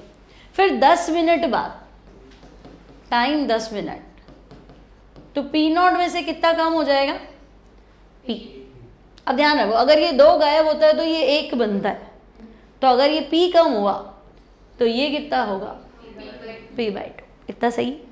और खत्म हो गई मतलब T इन्फिनिटी, है ना, तो जब खत्म हो गई तो A खत्म हो जाएगा, क्या रिएक्शन खत्म हो गई ना, तो A खत्म हो जाएगा। रिवर्सिबल थोड़ा ना, रिएक्शन तो रिवर्सिबल है ना बेटा। तो अगर रिएक्शन आफ्टर कंप्लीशन, ये खुद तो दे रहा है कि सब खत्म हो गया, तो जब सब खत्म हो गया मतलब A तो खत्म हो गया ना। अब अगर ये 2 गायब होते तो ये 1 बनता है, तो ये तो हमारा P0 गायब हुआ, तो ये कितना बनेगा, ये 2 गायब होता है तो ये 1 बनता है, तो ये तो P0 गायब हुआ, तो ये कितना बनेगा, P0/2। इतना क्लियर है। अब आफ्टर कंप्लीशन टोटल प्रेशर कितना है, 200। तो आफ्टर कंप्लीशन मेरे पास टोटल प्रेशर कितना है, P0/2, है ना। तो अगर मैं तुम्हें कहूँ कि देखो भाई T इन्फिनिटी है, तो T इन्फिनिटी पर टोटल प्रेशर तुम कहोगे A तो 0 है, B तुम्हारा P/2 है, इक्वल्स टू कितना है, 200। सही है, तो P कितना आ गया, 400, आगे मिलीमीटर जो भी चल रहा है पास्कल। इतना क्लियर, ठीक है। अब 10 मिनट बाद में मेरे पास टोटल प्रेशर क्या है, इन दोनों को जोड़ दो भाई। 10 मिनट बाद ये खत्म होगा थोड़ा बहुत, और ये थोड़ा बहुत बनेगा, ये तो सॉलिड है, लेना नहीं। तो T इक्वल्स टू 10 मिनट की बात करें तो कर लो, T इक्वल्स टू 10 मिनट में। देखो 10 मिनट बाद A का प्रेशर तो है P0 - P, और B का कितना है, P/2 इक्वल्स टू कितना है, 300। अब P की वैल्यू तो मुझे पहले से ही पता है, P की वैल्यू कितनी है, 400। ठीक है, P आया था ना हमारे पास, एक सेकेंड, नहीं P0 आया था भाई, है ना। देखो ये कितना था, P0 था, तो P0 की वैल्यू हमारे पास पहले से ही कितनी है, 400। तो हम कहेंगे देखो P0 तो हमारे पास है 400, P में से P/2 चला भी गया तो पीछे कितना बचा, P/2 इक्वल्स टू कितना है, 300। अब लिया उसको, क्या होगा, 400 इधर लिया -300 इक्वल्स टू P/2। 50 कैसे आएगा, 100 आएगा, नहीं 200 आएगा। 400 में से 300 क्या है, 100, तो 100 इक्वल्स टू P/2, तो P कितना हुआ, 200। सही है, तो P आ गया मेरे पास कितना, 200। ठीक है, लेकिन ये सब फाइंड ही नहीं करना है, क्या फाइंड करना है, रेट कांस्टेंट। ठीक है, अब वैल्यू याद रखना, P0 तो आया कितना, देखो रेट कांस्टेंट क्या होगा, तो मैं कहूँगी K equals to 2.303 upon time log base 10, है ना। क्या लिखना था, R0 बाय R। तो R0 मतलब शुरू का प्रेशर कितना P0, और 10 मिनट बाद कितना था P0 माइनस P। ठीक है, क्या फाइंड करना है, K फाइंड करना है। तो K इक्वल्स टू 2.303, टाइम कितना 10 मिनट, लॉग बेस 10, P0 कितना है और P कितना है 200। तो P0 तो है 400 और ये 400 माइनस 200 यानी कितना आया 400 बाय 200 मतलब log 2। तो K इक्वल्स टू 2.303, log 2 की वैल्यू कितनी होती है 0.3010 सॉरी, और डिवाइड बाय 10। तो इन दोनों का मल्टीपल तो 0.693 होता है, डिवाइड बाय 10 तो 0.0693। ऐसा कुछ है क्या, हाँ है ना। ठीक है, समझ में आ गया। क्वेश्चन नंबर कौन सा है ये 26। हाँ फर्स्ट ही होना चाहिए भाई, ठीक है, आप चेक कर लेना एक बार। ठीक है, तो ये आपका है फर्स्ट आंसर, सही होना चाहिए, सब सही निकाला अपन ने। ठीक है, चलो आगे बढ़े। Chlorination of ethane in presence of diffused light. तो मतलब एक तो तुम्हें लेना है इथेन, इथेन की रिएक्शन करानी है क्लोरीन से, और डिफ्यूज लाइट लेनी, UV light, sunlight, diffuse light, है ना। तो कौन सी रिएक्शन है, डिहाइड्रेशन लग रहा है क्या। डिहाइड्रेशन क्या होता है, पानी बाहर निकलना, तो पानी तो दूर दूर तक ही नजर नहीं आ रहा। एलिमिनेशन, सनलाइट में कौन सा एलिमिनेशन होता है ना। सब्स्टिट्यूशन और एडिशन, एडिशन का होता है जब डबल बॉन्ड हो, भाई ट्रिपल डबल में कन्वर्ट हो रहा है, डबल सिंगल में कन्वर्ट, तो ऐसा तो मुझे कुछ नजर नहीं आ रहा है, तो बेचारा सैचुरेटेड है। तो सनलाइट में होता भी क्या है, सब्स्टिट्यूशन, फ्री रेडिकल सब्स्टिट्यूशन। तो बहुत सिंपल सवाल है, इसको क्या ही सोचना। ठीक है, आगे देखो, ए बी और रेट। ठीक है, अच्छा इसको 2 मिनट में पहचानना है। पूछा गया वैसे, विच of the following inference can be drawn from the above data. ये डेटा है, अच्छा rate constant, rate law, okay. देखो ए तो है 1 इंटू 10 की पावर -2, बी 2 इंटू 10 की पावर -2, और ये इसका स्पीड। पहली और दूसरी में देखो बी सेम रखा है, ए को दुगना किया है, 1 का 2, पावर तो सेम ही। अब अगर मैं इसको दुगना कर रही हूँ तो इधर दुगना हो गया, यानी कि ए को डबल किया, रेट डबल हो रही है, यानी रेट इक्वल्स टू के और ए की पावर 2 1, क्योंकि इसको 2 करती हूँ तो ये 2 आता है। बी के बारे में अभी कोई ज्ञान नहीं है, इतनी बात समझ में आ गई। अब यहाँ देखो इसको सेम रखा है, इसको डबल किया है, ये क्या हो गया, हाफ का हुआ, 4 का 8 हुआ ना। बी को दुगना किया है, स्पीड क्या हो गई, डबल हो गई। ठीक है, तो मतलब स्पीड जो है वो बी के भी क्या है, डायरेक्टली प्रोपोर्शनल। तो मेरे को तो इन सबसे इतना पता चल गया। अब ऑप्शन देखो, rate constant of the reaction 10 की पावर -4, तो वैल्यू रखो भाई, रेट इक्वल्स टू ये है ना, रेट कितना रखो 2 into 10 to the power -4 equals to k, A की वैल्यू कितनी है 1 into 10 to the power -2, B कितना है 2 इंटू 10 टू द पावर -2। सही कह रही हूँ मैं, है ना।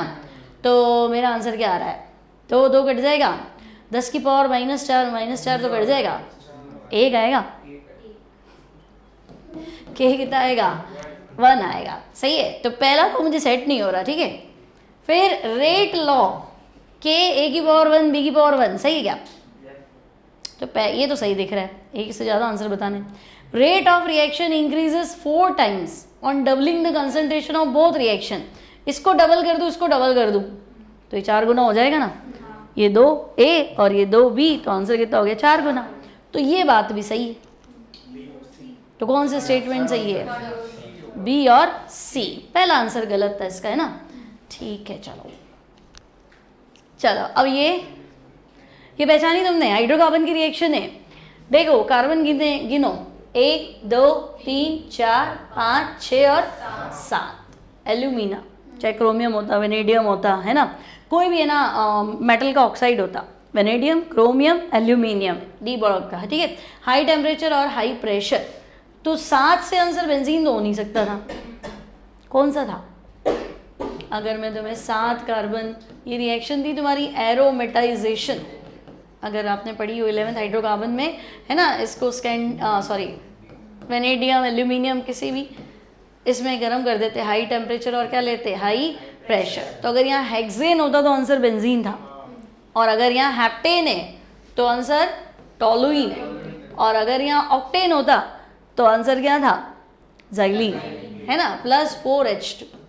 तो ये रिएक्शन थी एरोमेटाइजेशन या हाइड्रोफॉर्मिंग, क्योंकि साथ में हाइड्रोजन बन रही है, या कैटालिटिक रीफॉर्मिंग, कैटलिस्ट की प्रेजेंस में एलिफेटिक इसमें कन्वर्ट हो रहा है एरोमेटिक। तो इसने तो आंसर ही पूछा है, तो आंसर क्या हो गया डी। देखो ये लोग तो हो ही नहीं सकते थे, 7 कार्बन लेके 6 कैसे कर दिए, तो ये तो वैसे ही गलत था, ठीक है। और ये कैसे पॉसिबल है, बाकी हाइड्रोजन आपकी कहाँ गई, है ना, तो उल्टा आपके पास ज़्यादा होगी मेरे हिसाब से। तो ये भी नहीं था, ये आपका एरोमेटाइजेशन है, साथ में हाइड्रोजन बनती है, तो आंसर हो गया डी, ठीक है। नेक्स्ट क्या पूछ रहा है, zero crystal field stabilisation energy complex कौन सा है, ऑक्टाहेड्रल, फॉर्मूला याद है, ऑक्टाहेड्रल में क्या था, डेल ओ या CF ऐसे निकाले तो कैसे टूटता है, एक तो T2G और एक EG, नीचे कौन होता है T2G, ऊपर कौन होता है, तो आपको याद है वो 5 डब्बे बनाते थे डी ब्लॉक, फिर अपन average energy centre, barycentre, फिर T2G नीचे, EG ऊपर, T2G वाले में साइन नेगेटिव, EG में पॉजिटिव, कितना था T2G में डब्बे कितने थे 3, तो मैंने कहा था इन 3 की एनर्जी 2 से कम है, तो ये था माइनस का 2/5, ठीक है। तो आपको याद रखना है -0.4, ठीक है, T2G के इलेक्ट्रॉन्स और प्लस बाकी क्या बचा है 0.6, टोटल तो 1 करना था, और क्या था EG के इलेक्ट्रॉन, बस। अब अच्छा सबकी निकालनी है क्या, नहीं जीरो बतानी है, जीरो किसकी है, ठीक है। अब पहला ऑप्शन देखो, मान लो Mn, तो पहले में Mn क्या चल रहा है +3, तो बोलो Mn +3 यानी कितना ले लूँ 3D4, Mn क्या होता है 3D5 4s2, 3 निकाल दो तो पीछे क्या बचा 3D4, और 3D4 मतलब आपके पास T2G तो नीचे, EG क्या है ऊपर है। वाटर कैसा लिगेंड है, स्ट्रॉन्ग की वीक, वाटर आई बारिश कल फिर पानी, ये लोग क्या थे वीक, WFL, ऑक्सीजन है इलेक्ट्रोनेगेटिव एलिमेंट है साइड में, ठीक है। तो ये वीक फील्ड लिगेंड है, तो 4 इलेक्ट्रॉन कैसे भरेंगे 1 2 3, और पेयर अप नहीं होगा, चौथा कहाँ जाएगा ऊपर, तो T2G में तो आए 3, तो बोलो अब तुम्हें कैलकुलेट करना, मुझे पता नहीं है, -0.4, ठीक है। T2G के इलेक्ट्रॉन, ये T2G है नीचे वाला, ये तो पता है ना भाई, और ये ऊपर वाला कितना है EG, तो T2G में तो इलेक्ट्रॉन कितने आए 3 + 0.6, EG में कितने इलेक्ट्रॉन आए 1, तो 0 आया क्या आंसर, नहीं, 0 कब आएगा जब यहाँ 2 कर दूँ, तो 6 2 = 12, 4 3 = 12, -1.2 और प्लस का 1 पॉइंट, इतनी बात समझ में आ गई। तो पहला आंसर तो नहीं है। अब पकड़ो दूसरे को,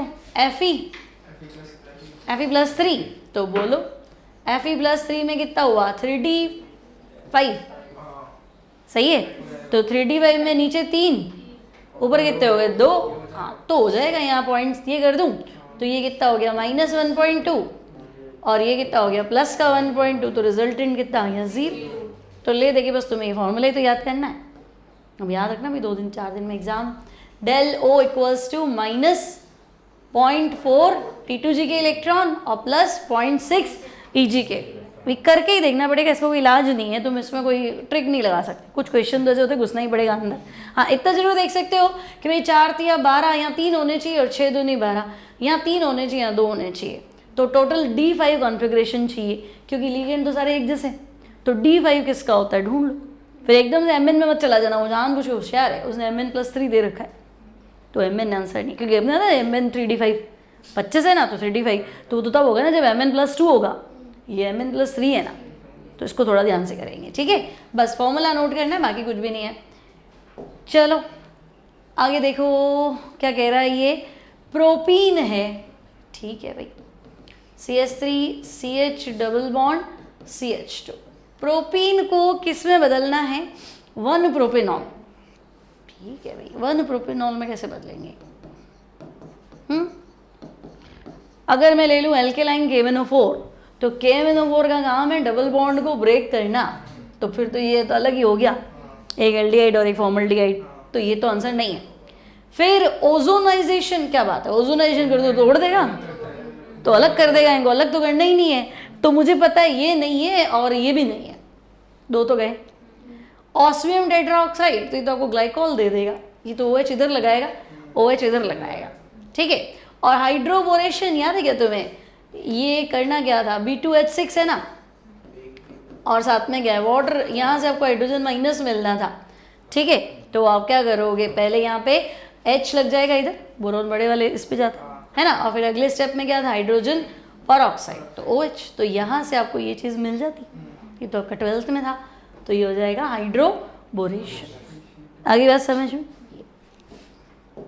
और देखो, क्लोरोबेंजीन बनाने का बेस्ट मेथड, गलत बताओ बेल, तो सेकेंड। ये सनलाइट में कब से बेंजीन पे अटैक होता है, ऐसा तो हमने अभी जिंदगी में नहीं देखा। और ये कैसे हुआ, ये सनलाइट में इधर अटैक होता है साइड चेन, वहाँ तो अटैक होता ही नहीं, तो ये तो जिंदगी में पॉसिबल नहीं, ये तो गए।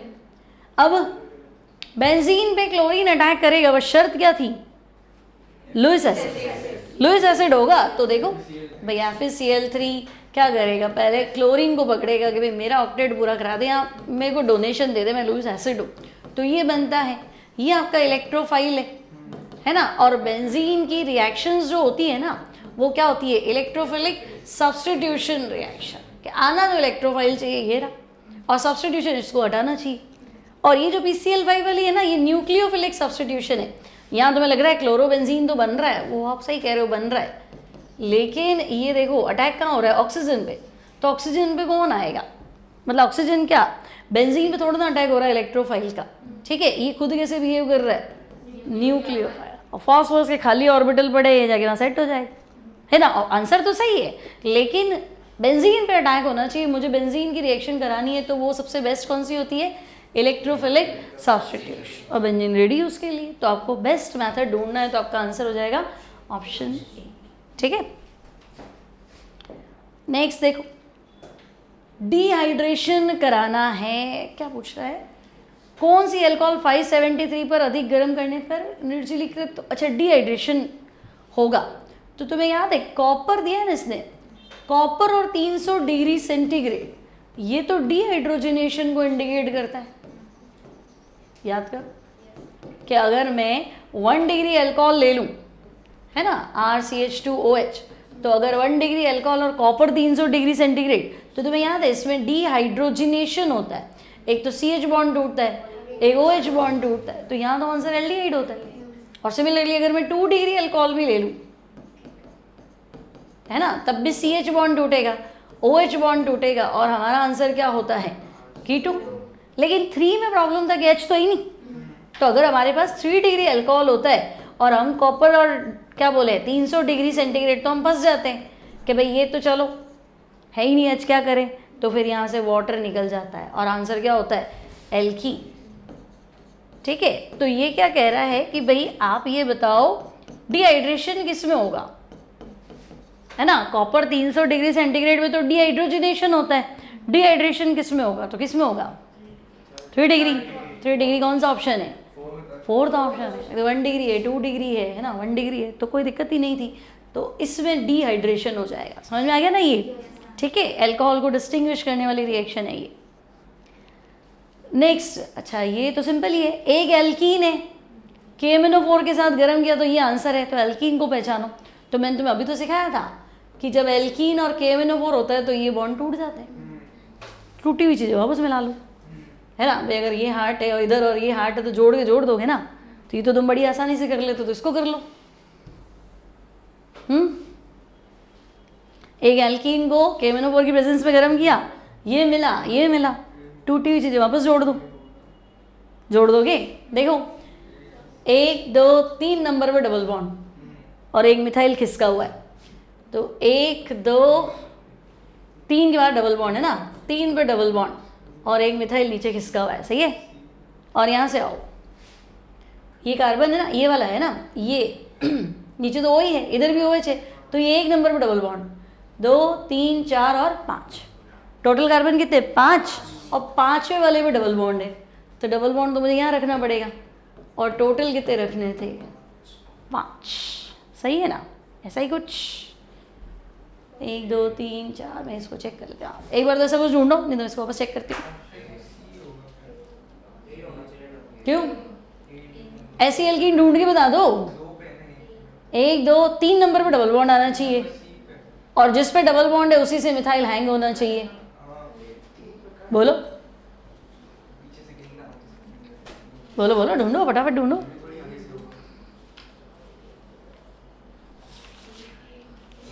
मिला? कौन सा मिला? सी मिला, ए है। देखो 1 2 3 पे डबल बॉन्ड, इसका नाम ढूंढ लो ना, इसका IUPAC लिख लो।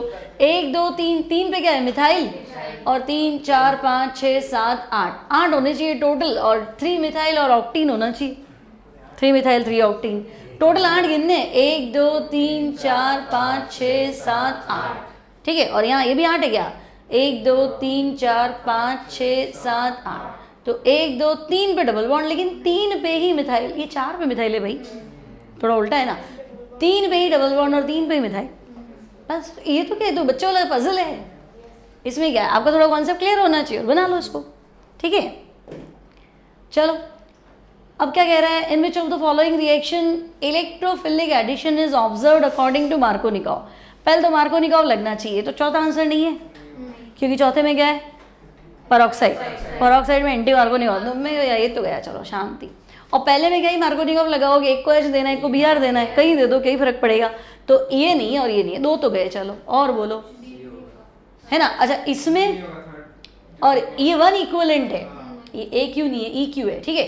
1 इक्विवेलेंट मतलब एक बार ही ऐड करना है, 2 बार ऐड करते ना तो मार्कोनिकॉव सेकंड लगता है, एक को H गया, एक को Br गया, मान लो इधर H गया, इधर Br गया, ट्रिपल बॉन्ड डबल बॉन्ड में, फिर मार्कोनिकॉव आता है कि Br वहीं जाएगा जहाँ पहले से Br हो, है ना, उसको अपना वाई बंधु चाहिए, लेकिन वो तो मैं तब सोचती जब ये कुछ नहीं लिखता, इसने तो लिख दिया 1 इक्विवेलेंट, मतलब मुझे एक बार ही रिएक्शन करानी है, तो एक बार में काहे का मार्कोनिकॉव है ही नहीं, तो ये भी आंसर नहीं है, तो 3 तो नहीं है। और मार्कोनिकॉव इससे तो समझाते हो कि माइनस वहाँ जाएगा जहाँ हाइड्रोजन कम, ये तो ठीक है ना, तो आंसर क्या है आपका, किसमें, सेकंड में, तो फिर वही ऊपर वाला ही हो गया ना, पहला दूसरा सेम ही हो जाता ना। अगर ये यहाँ नहीं लिखता ना 1 इक्विवेलेंट, तो कंफ्यूजन होता कि भाई मार्कोनिकॉव सेकंड तो लग रहा है ना, फिर अपन फंसते, तो हम कहते ज़्यादा सही तो ये है, क्योंकि उसने कहा मार्कोनिकॉव, तो एक बार तो आदमी ये सोचेगा ना मार्कोनिकॉव फर्स्ट लो, सेकंड क्यों ही सोचेगा, इसलिए, ठीक है। लेकिन फिर भी कंट्रोवर्सी होती तो दोनों सही होते। चलो ज्योमेट्रिकल आइसोमेरिज्म नहीं है, बोलो। पहला तो कॉम्प्लेक्स है MA4B2, इसमें थी कि नहीं थी। दूसरा है MAA2B2, तीसरा MA5B और MA4B2। अब मुझे बताओ कि अगर पहला सही नहीं तो चौथा तो वैसे ही गलत हो जाता, तो इसका मतलब 2 आंसर तो हो नहीं सकते, यानी पहला और चौथा तो आंसर होगा ही सही, इसमें तो होगी ज्योमेट्रिकल आइसोमेरिज्म, है ना। अब MA5 मतलब समझे, अगर मैं सब जगह 5 जगह तो तुमने A लगा दिया, तो सिस ट्रांस कहाँ बिठाओगे, दूसरी पोजीशन कौन सी है, पॉसिबल नहीं, तो MA5B में नहीं होती है, मैंने सीखा तो था MA4B2 में होती है, इसमें होती है ना, बस यही नहीं होती है। तो ये तो पूछा किस में नहीं है, तो इजी बना दे पेपर, तो आंसर 3rd हो गया, ठीक है। चलो नेक्स्ट क्या कह रहा है, the vapour pressure in millimetres of mercury of methanol. अच्छा methanol ethanol solution is represented by, तो प्रेशर ये है कितना है भाई 120 XA प्लस 140 XA जो है वो मीथेनॉल का मोल फ्रैक्शन है। अब लिमिट लगा दी इसने, XA जो है वो लमसम 1 की तरफ बढ़ रहा है, तो अगर XA 1 है, अगर मैं कह दूं कि XA 1 है, तो प्रेशर क्या होता है, मतलब P टोटल क्या था, P0 है XA प्लस P0 भी XB, तो XA और XB मिला के कितना होता है 1। अब तुम कह रहे हो कि XA 1 है, मतलब XB यही नहीं फिर तुम्हारे पास, या XA 1 की तरफ जा रहा है, मतलब 99% तुम्हारा XA ही है, तो फिर XB है ही नहीं, तो प्रेशर किसका माना जाएगा, A का ही माना जाएगा। तो अगर मैं देखूँ कि x से 1 है, इसको मैं 1 कर दूँ तो ये जो प्रेशर मिलेगा वो तो मुझे PA का मिलेगा। आई बात समझ में?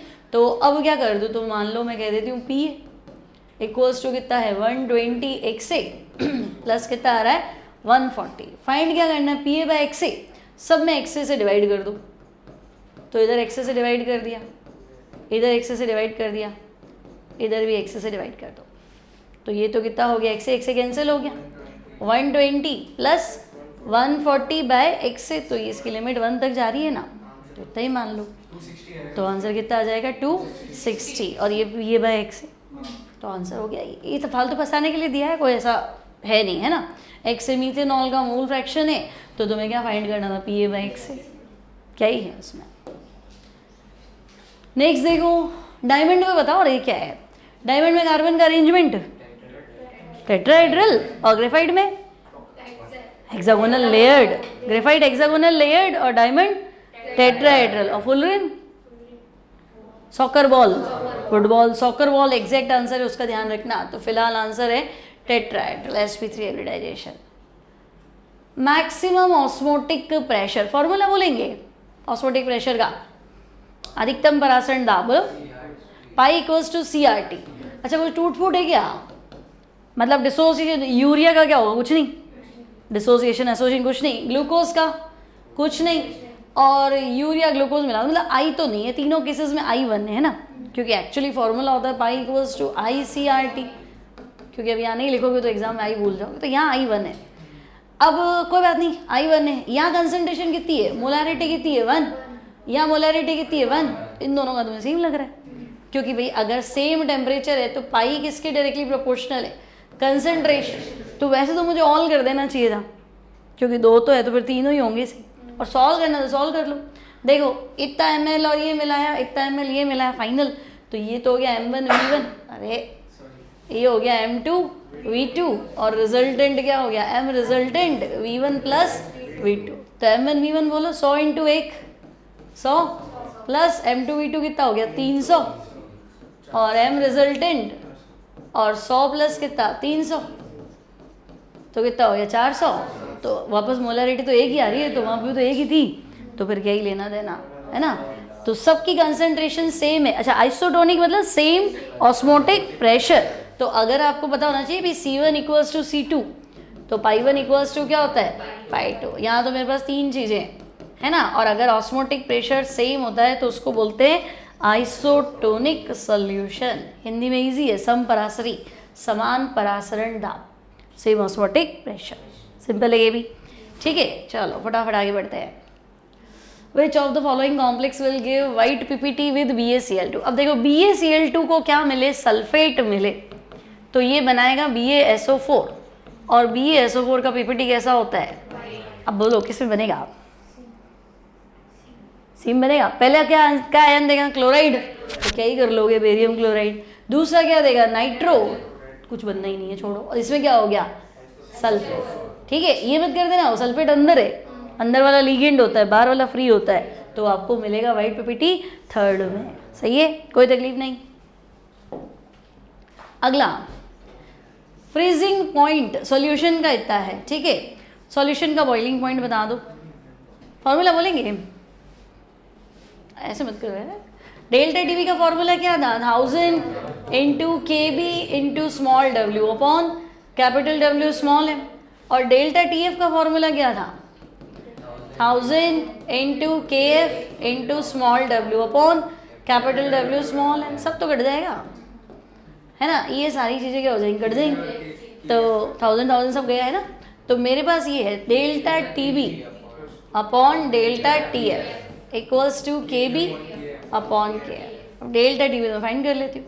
अब देखो सॉल्यूशन का फ्रीजिंग पॉइंट इतना है, जलीय विलयन, तो पानी का फ्रीजिंग पॉइंट तो 0 होता है, 0 से गिरा दिया कितना, माइनस का 0.186, तो कितना गिराया 0.186 गिराया।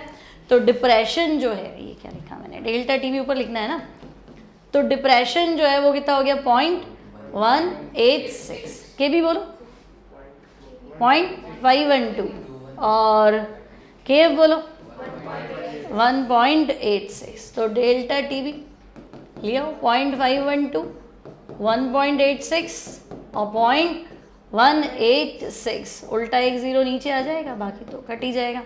ठीक है, तो देखो फ्रीजिंग सॉरी डेल्टा टीबी क्या होता है, बॉइलिंग पॉइंट एलिवेशन, तो इतना बढ़ जाएगा।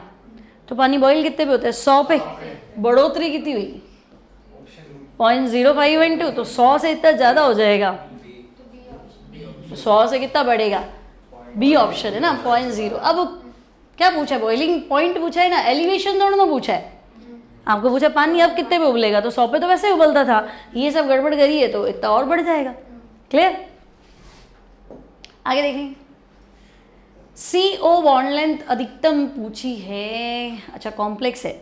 हाँ अब देखो इसका मैं तुम्हें सीधा सीधा कॉन्सेप्ट बताती हूँ। होता क्या है, तो हम कहेंगे देखो ये मेटल कार्बोनिल होता है, ये ऑक्सीजन अपना लोन पेयर इसको डोनेट करता है, इसके पास एक लोन पेयर रहता है और ये जाता है इसको दान करने के, भाई ठीक है तेरे खाली ऑर्बिटल में मैं दे देता हूँ। फिर होती है क्या है परेशानी, है ना, इसके पास होते हैं इसके पाई ऑर्बिटल जो कि एंटी बॉन्डिंग होते हैं और वो खाली होते हैं, ये होते हैं आपके वेकेंट। ठीक है, और ये क्या होते हैं अनहाइब्रिडाइज, जिनको किसी से कोई मतलब नहीं है ना वो, है ना। जैसे मान लो शादी हो रही होती है तो क्या होता है कि भाई ये हमारी लड़की है, चलो हम आपके घर में इसकी शादी करा देते हैं, टेंशन खत्म, लो हो गया, सिग्मा बॉन्ड बन गया, खत्म। अब क्या होता है, बाकी होते फालतू लोग, वो क्या सोचते हैं कि यार मैं अनहाइब्रिडाइज्ड हूँ, मेरे पास कोई काम दाम तो है नहीं, और ये खाली बैठा है ना, ये क्या है वेकेंट एंटी बॉन्डिंग ऑर्बिटल। ये भी कहते हैं यार मैं खाली हूँ, मेरे कोई काम दाम तो है नहीं, लेकिन ये कहता है मैं भरा हूँ, मैं खाली हूँ, है ना। तो ये अपने घर की कन्या यहाँ देख के आए थे, भाई तुम्हारी शादी करा देते, लो बॉन्ड बन गया। अब कहते अरे ये आपके घर में भी तो खाली बैठी है, ये हमारा भी तो लड़का है, इनकी भी तो रिश्ता करा सकते हैं, तो करा लो, मर जाओ, लो एक और कौन सा बॉन्ड बन गया भाई, तो बन गया ना। अब क्या दिक्कत है, अब बड़ी समस्या है, ये कार्बन क्या सोचेगा कि यार मैं ना तेरे साथ ये ट्रिपल बॉन्ड बना के बैठा हूँ और इधर अब मेरा डबल बन रहा है। सिंगल बन रहा था तो उसको परेशानी थी नहीं कि मेरा सिंगल बन रहा है तो चलो 4 में काम चल रहा है, अभी क्या कह रहे हैं, नहीं मेरा तो इधर डबल चल रहा है, तो डबल चला लो, तकलीफ क्या है। तो इसके डबल चलाने के चक्कर में इसको तो भगाना पड़ेगा ना कि भाई ठीक है तेरा लोन पे नहीं चाहिए, हटा, है ना। तो इसको क्या करना पड़ेगा कि ये बॉन्ड हटाना पड़ेगा। तो जो बॉन्ड तुम्हें पहले क्या दिख रहा था ट्रिपल, थोड़ी देर तुम्हें क्या दिखने लग गया डबल। अब बोलो छोटा कौन सा होता है, ट्रिपल की डबल, ट्रिपल छोटा होता है, डबल बड़ा होता है, तो ये बॉन्ड लेंथ बढ़ गई। तो ये बॉन्ड लेंथ कब बढ़ी, जब इसने पाई बॉन्ड बनाने में जल्दी की, भाई यहाँ बनाऊंगा तो फिर यहाँ तोड़ना पड़ेगा। ठीक है, अब तुम सोचो कि ऐसा कब पॉसिबल है ना, तो जब ये इसको डोनेशन में फ़ायदा करे। अब मेटल क्यों ही डोनेट करेगा, तो ये कॉम्प्लेक्स भी तो देखो कैसे हैं, है ना। इन कॉम्प्लेक्स में पहले में तो निकल अकेला है, यहाँ कोबाल्ट माइनस है, यहाँ Fe -2 है और यहाँ Mn प्लस है। तो Fe कहेगा यार मैं -2, मैं तो दान दे ही सकता हूँ, मेटल हो के मैं माइनस रख रहा हूँ, तो इसकी सबसे ज़्यादा लगी रहेगी कि मैं तो सबसे पहले डोनेट करूँगा। तो ये इसको डोनेट करने पहुँचेगा, यहाँ क्या हो जाएगा डबल बॉन्ड लेंथ क्या हो जाएगी ज़्यादा। तो अब तुम आंसर दे ही सकते हो, है ना। यहाँ तो समझ में आ गया कि सबसे बढ़िया ये, कौन नहीं विश्वास करेगा, मेरे को तो देना ही नहीं है बॉन्ड लेंथ, मतलब मेरे को लोन पे देना ही नहीं है Mn, क्योंकि ये प्लस है, तो मैं गरीब आदमी हूँ, ये कहेगा मैं न्यूट्रल हूँ, ये कहेगा इसके बाद तो मैं दे ही सकता। समझ में आ गया, देखो ये स्टोरी चलती है। ठीक है, तो फिलहाल तुम्हें क्या ध्यान रखना, मेटल जितना ज़्यादा नेगेटिव होगा सेंट्रल वाला, जो कि होता नहीं है जनरली, उतना ज़्यादा वो क्या करेगा इसकी बॉन्ड लेंथ को बढ़ा देगा। ठीक है, टेंशन ही खत्म। इसको वैसे याद रखना स्टोरी बना के, नहीं तो भूल जाओगे। चलो एसीटोन इथेनॉल, जल्दी बोलो, आइडियल है क्या? आइडियल तो एक ही फैमिली होती है, इथेनॉल मीथेनॉल आइडियल होता है, आइडियल तो नहीं है। तो आइडियल मतलब ये गलत है, आइडियल नहीं है यानी राउल्स लॉ को फॉलो ही नहीं करेगा। अब दो ही ऑप्शन, या तो पॉजिटिव या नेगेटिव। तो आप सोचो, पहले अल्कोहल था, अल्कोहल में हाइड्रोजन बॉन्ड होता है क्या? बोलो, राइट था। अल्कोहल में क्या होता है, हाइड्रोजन बॉन्ड। तो ये अपने पास पास रह रहे थे, कोई तकलीफ नहीं। अब आया एसीटोन, तो वो क्या करेगा कि भाई यहाँ के बॉन्ड्स तोड़ देगा, इनको क्या करेगा दूर दूर करेगा। तो अगर एसीटोन इनको दूर दूर करेगा तो वेपर प्रेशर बढ़ेगा कि कम हो जाएगा? चलो छोड़ो, सबको दूर दूर कर देगा, तो delta we mix greater than क्या आएगा? 0। तो 3 चीज़ें तो ग्रेटर की होती है, इसका मतलब क्या होता है, डेविएशन क्या हुआ? पॉजिटिव, है ना। अब ये दूर दूर करेंगे तो जल्दी जल्दी वेपर बना के उड़ जाएंगे ना, वेपर प्रेशर बढ़ जाएगा। तो आंसर होगा भाई ये पॉजिटिव डेविएशन है, आंसर हो गया ये। सही है, अभी 7 बाकी है। चलो बोलो क्या है, FeCO5 NiCO4 सिमिलैरिटी नहीं है, बोलो। देखो इस क्वेश्चन को ना बस एक बार ही पढ़ना और एग्जाम में ध्यान रखना है कि हाँ ये ऐसा कुछ था। NiCO4। देखो यहाँ पे Fe का ऑक्सीडेशन स्टेट 0 है और Fe तुमने अभी पढ़ा था क्या होता है 3D6 और यहाँ पे भी x बराबर 0 है तो ये होता है 3D8 अब अगर ध्यान से देखो CO कैसा लिगेंड है, SFL कि WFL? स्ट्रॉन्ग फील्ड है ना, कोई CO सबसे पहले आता है स्पेक्ट्रोकेमिकल सीरीज में, सबसे ज़्यादा CFSE है तो ये स्ट्रॉन्ग फील्ड लिगेंड है, मतलब ये बिलीव करेगा कि मैं अंदर के ऑर्बिटल ले लूँ। लेकिन निकल हमेशा परेशान करता है, देखो 3 4 5 6 7 8 और S में 2 और बड़े, तो आप अंदर वाला ऑर्बिटल लेओगे कैसे, उल्टा ये तो इसको भी क्या करेगा, अंदर खिसकाएगा। तो तुम कहोगे कि पेयरिंग करने के चक्कर में यहाँ तो 3D10 हो गया ना, यहाँ क्या हो गया 3D10 और अब तुम्हारे को अगर 4 ऑर्बिटल चाहिए तब भी तुम्हारे पास हाइब्रिडाइजेशन क्या है, यहाँ हाइब्रिडाइजेशन है sp3 और यहाँ तो D लेना ही पड़ेगा। आप कितना ही कर लो, D6 से 2 जंप भी करा लोगे तो कितना हो जाएगा D8, तो यहाँ हाइब्रिडाइजेशन क्या आएगा DsP3। तो अब फर्क ये है, अब ढूंढो भाई, अनपेड तो यही नहीं है, अनपेड तो वही नहीं है, कहीं नहीं अनपेड तो है ना, बोलो। सिनर्जिक बॉन्डिंग तो होगी, कार्बोनिल लिगेंड है, सिनर्जिक बॉन्डिंग होती है, ठीक है। अब क्या पार्टिसिपेशन ऑफ D ऑर्बिटल इन, बिल्कुल यहाँ तो D पार्टिसिपेट कर रहा है और यहाँ D पार्टिसिपेट नहीं, यही तो फर्क है मेन। पोलैरिटी और मैग्नेटिक नेचर नहीं भाई, म्यू इधर भी 0 है और म्यू इधर भी 0 है तो कोई दिक्कत नहीं। सिनर्जिक बॉन्डिंग किस में होती है, कार्बोनिल लिगेंड। अभी जो पीछे समझाया था वो सब क्या था, वो पूरी कहानी क्या थी, सिनर्जिक बॉन्डिंग ही थी, है ना, कि भाई आप किसी को लोन पे डोनेट करने जा रहे हो, पता चला लो लेके ही आ रहे हो, डबल बॉन्ड बना रहे हो, फिर आपकी बॉन्ड लेंथ में गड़बड़ आ रही है, वो सब क्या होता है सिनर्जिक बॉन्डिंग। तो होगी, इसमें क्या है। और shifting of NS electro, shift तो हुई है ना, ये भी शिफ्ट हुए, ये भी शिफ्ट हुए, दोनों में शिफ्ट हुआ है ना, ये किया था ना अपन इधर शिफ्ट और ये भी तो किया था। फर्क सिर्फ का आया कि यहाँ D यूज़ हो गया और यहाँ यूज़ होने के लिए D नहीं है ना। और ये याद करके जाना, इसका आंसर sp3 है क्योंकि एग्जाम में तो सोचा नहीं जाता है। NiCO4 आंसर क्या है sp3। साइनाइड होता ना तो DsP2, CO है तो sp3, ठीक है। और रीज़न आपको पता ही है, तो यहाँ आंसर क्या होगा ऑप्शन A, ठीक है भाई। D ऑर्बिटल जो है अलग अलग है, एक में ले रहा है पार्टिसिपेट, एक में नहीं। अब चलो फटाफट, vapour pressure of solution having 2 gram solute, ठीक है, एक सॉल्यूट है 2 ग्राम, उसका एटॉमिक मास दे रखा है, 100 ग्राम CS2 में घुला है, वेपर प्रेशर 854 है और सॉल्यूशन का इतना है, ठीक है। तो कौन सा फॉर्मूला लगाऊं, क्वेश्चन समझ में आ गया। 100 ग्राम CS2 है, तुमने इसमें पदार्थ मिलाया X, कितना मिलाया 2 ग्राम, ठीक है। CS2 का वेपर प्रेशर 854 था पहले, घट के कितना हो गया 848.95 घट गया।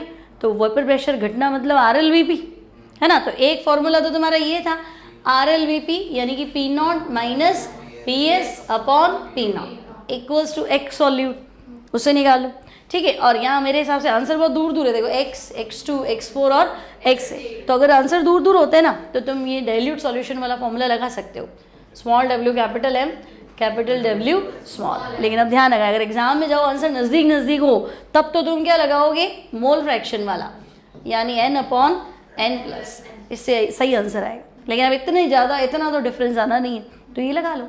अब P0 पहले कितना प्रेशर है 854, बाद में कितना हो गया 848.95 डिवाइड बाय 854। स्मॉल W कितना ग्राम था, X 2 ग्राम था, molar mass capital M CS2, S का कितना 32, फिर S का 32 और प्लस कार्बन का 12, तो 32 32 और 12 कितना हुआ 64 66 और 76 हुआ क्या, 32 32 12 कितना हुआ 76, ठीक है। Small W capital M upon capital W कितना ग्राम है CS2 100 ग्राम और स्मॉल m फाइंड कर लो, ठीक है। तो ले जाओ 100 m equals to 2 into 76 into 854 divide by कितना कम हुआ 49 मान लो तो 5.05 है क्या, ठीक है। यहाँ से 2 m निकालो भाई, जल्दी करो।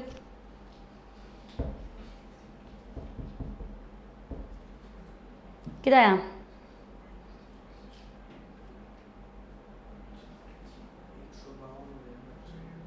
डिवाइड करना 100 से ना,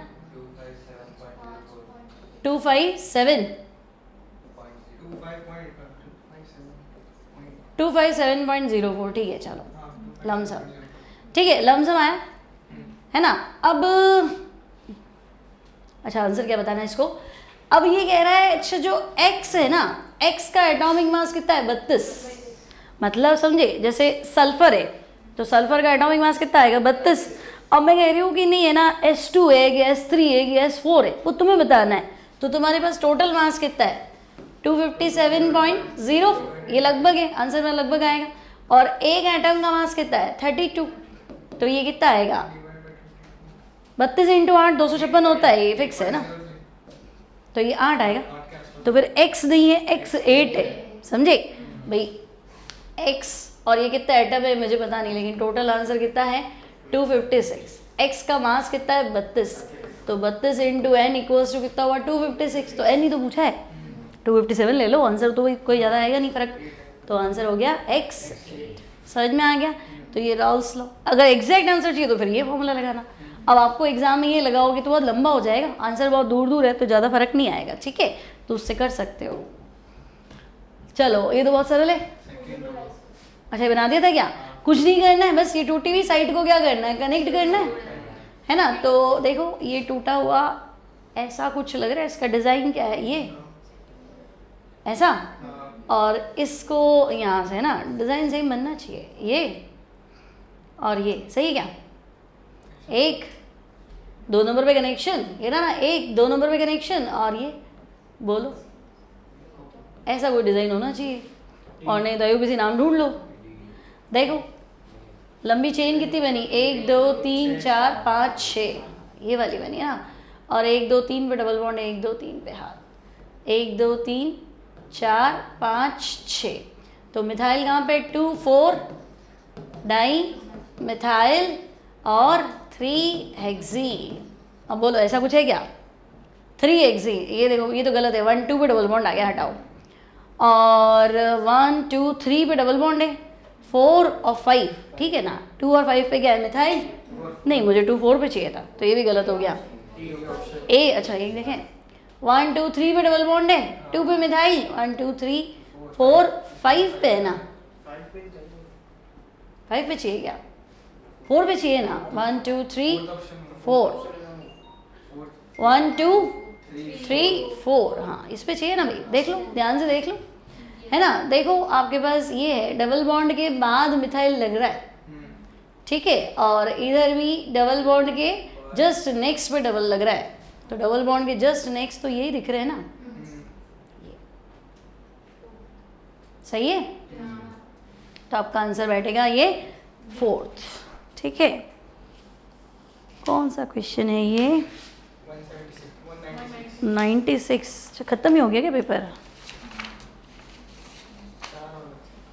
नहीं भाई 196 में सी दे रहा है शायद, वापस चेक करो एक बार, कहीं कुछ गड़बड़ तो नहीं है, वापस बिठा दे।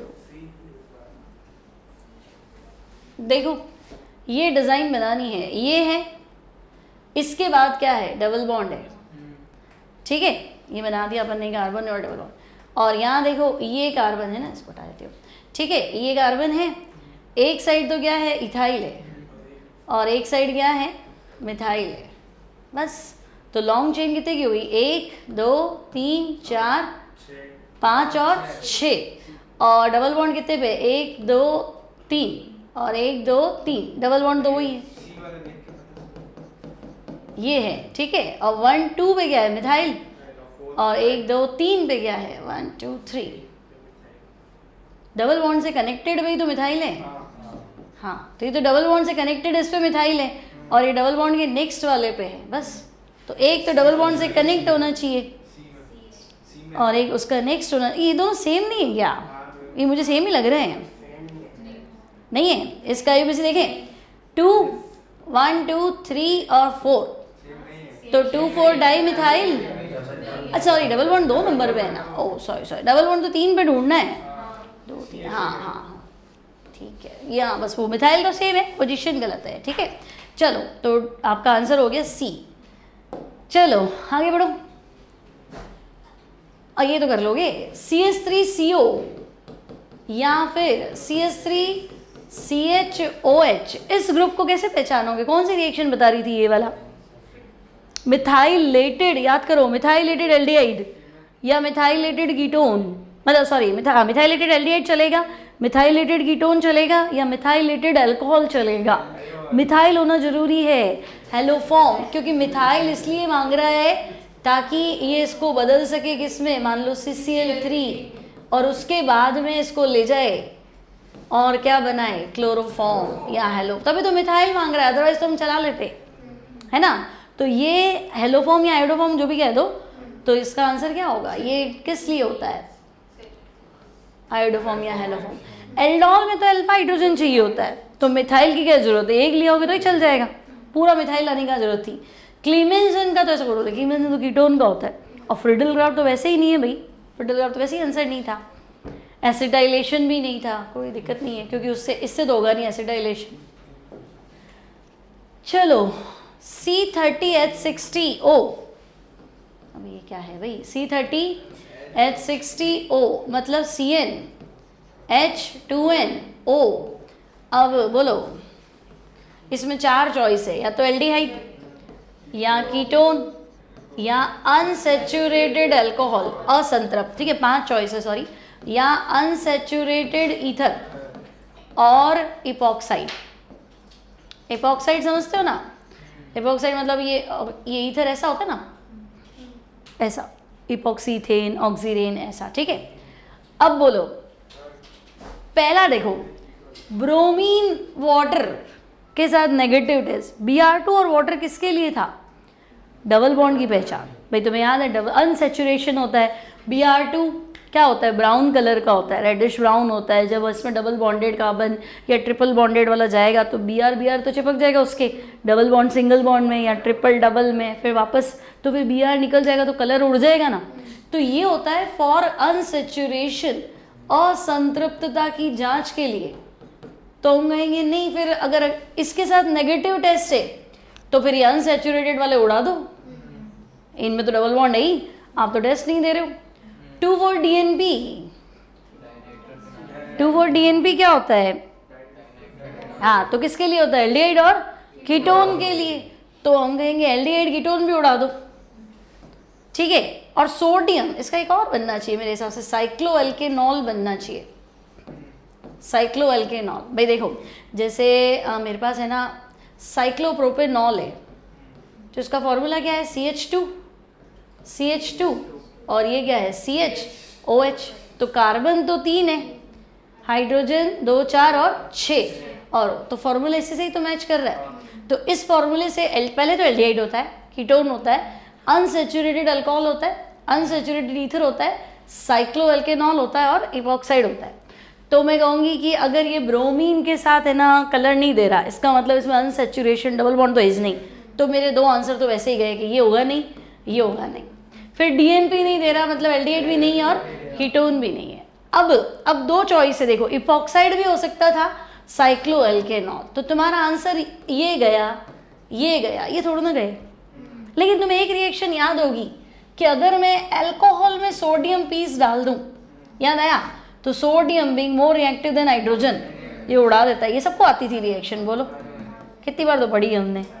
तो अगर ये अल्कोहल होता तो सोडियम के साथ तो उड़ा देता हाइड्रोजन, तो ये तो कह रहा है नहीं भाई, सोडियम के साथ कोई टेस्ट नहीं है, तो फिर हम कहेंगे अब तो ये भी गया, अब क्या बचता है, इपॉक्साइड। अब तुम्हें लगेगा नहीं, मेरे को इतना तो आता ही नहीं था, तो उससे कोई फर्क नहीं पड़ता, तुम्हें ये देखना था कीटोन, तो तुम मना कर दोगे नहीं, DNP नहीं है मतलब कीटोन तो वैसे ही गया। अनसेचुरेटेड ईथर, तो ब्रोमीन वाला नहीं है, तो ये तो वैसे ही गया।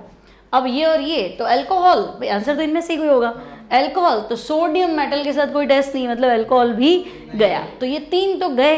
अब अगर तुम्हें नहीं भी आता है तो भी आंसर तो पता ही है ना, आंसर क्या था, इपॉक्साइड, ठीक है, साइक्लिक ईथर होता है इपॉक्साइड।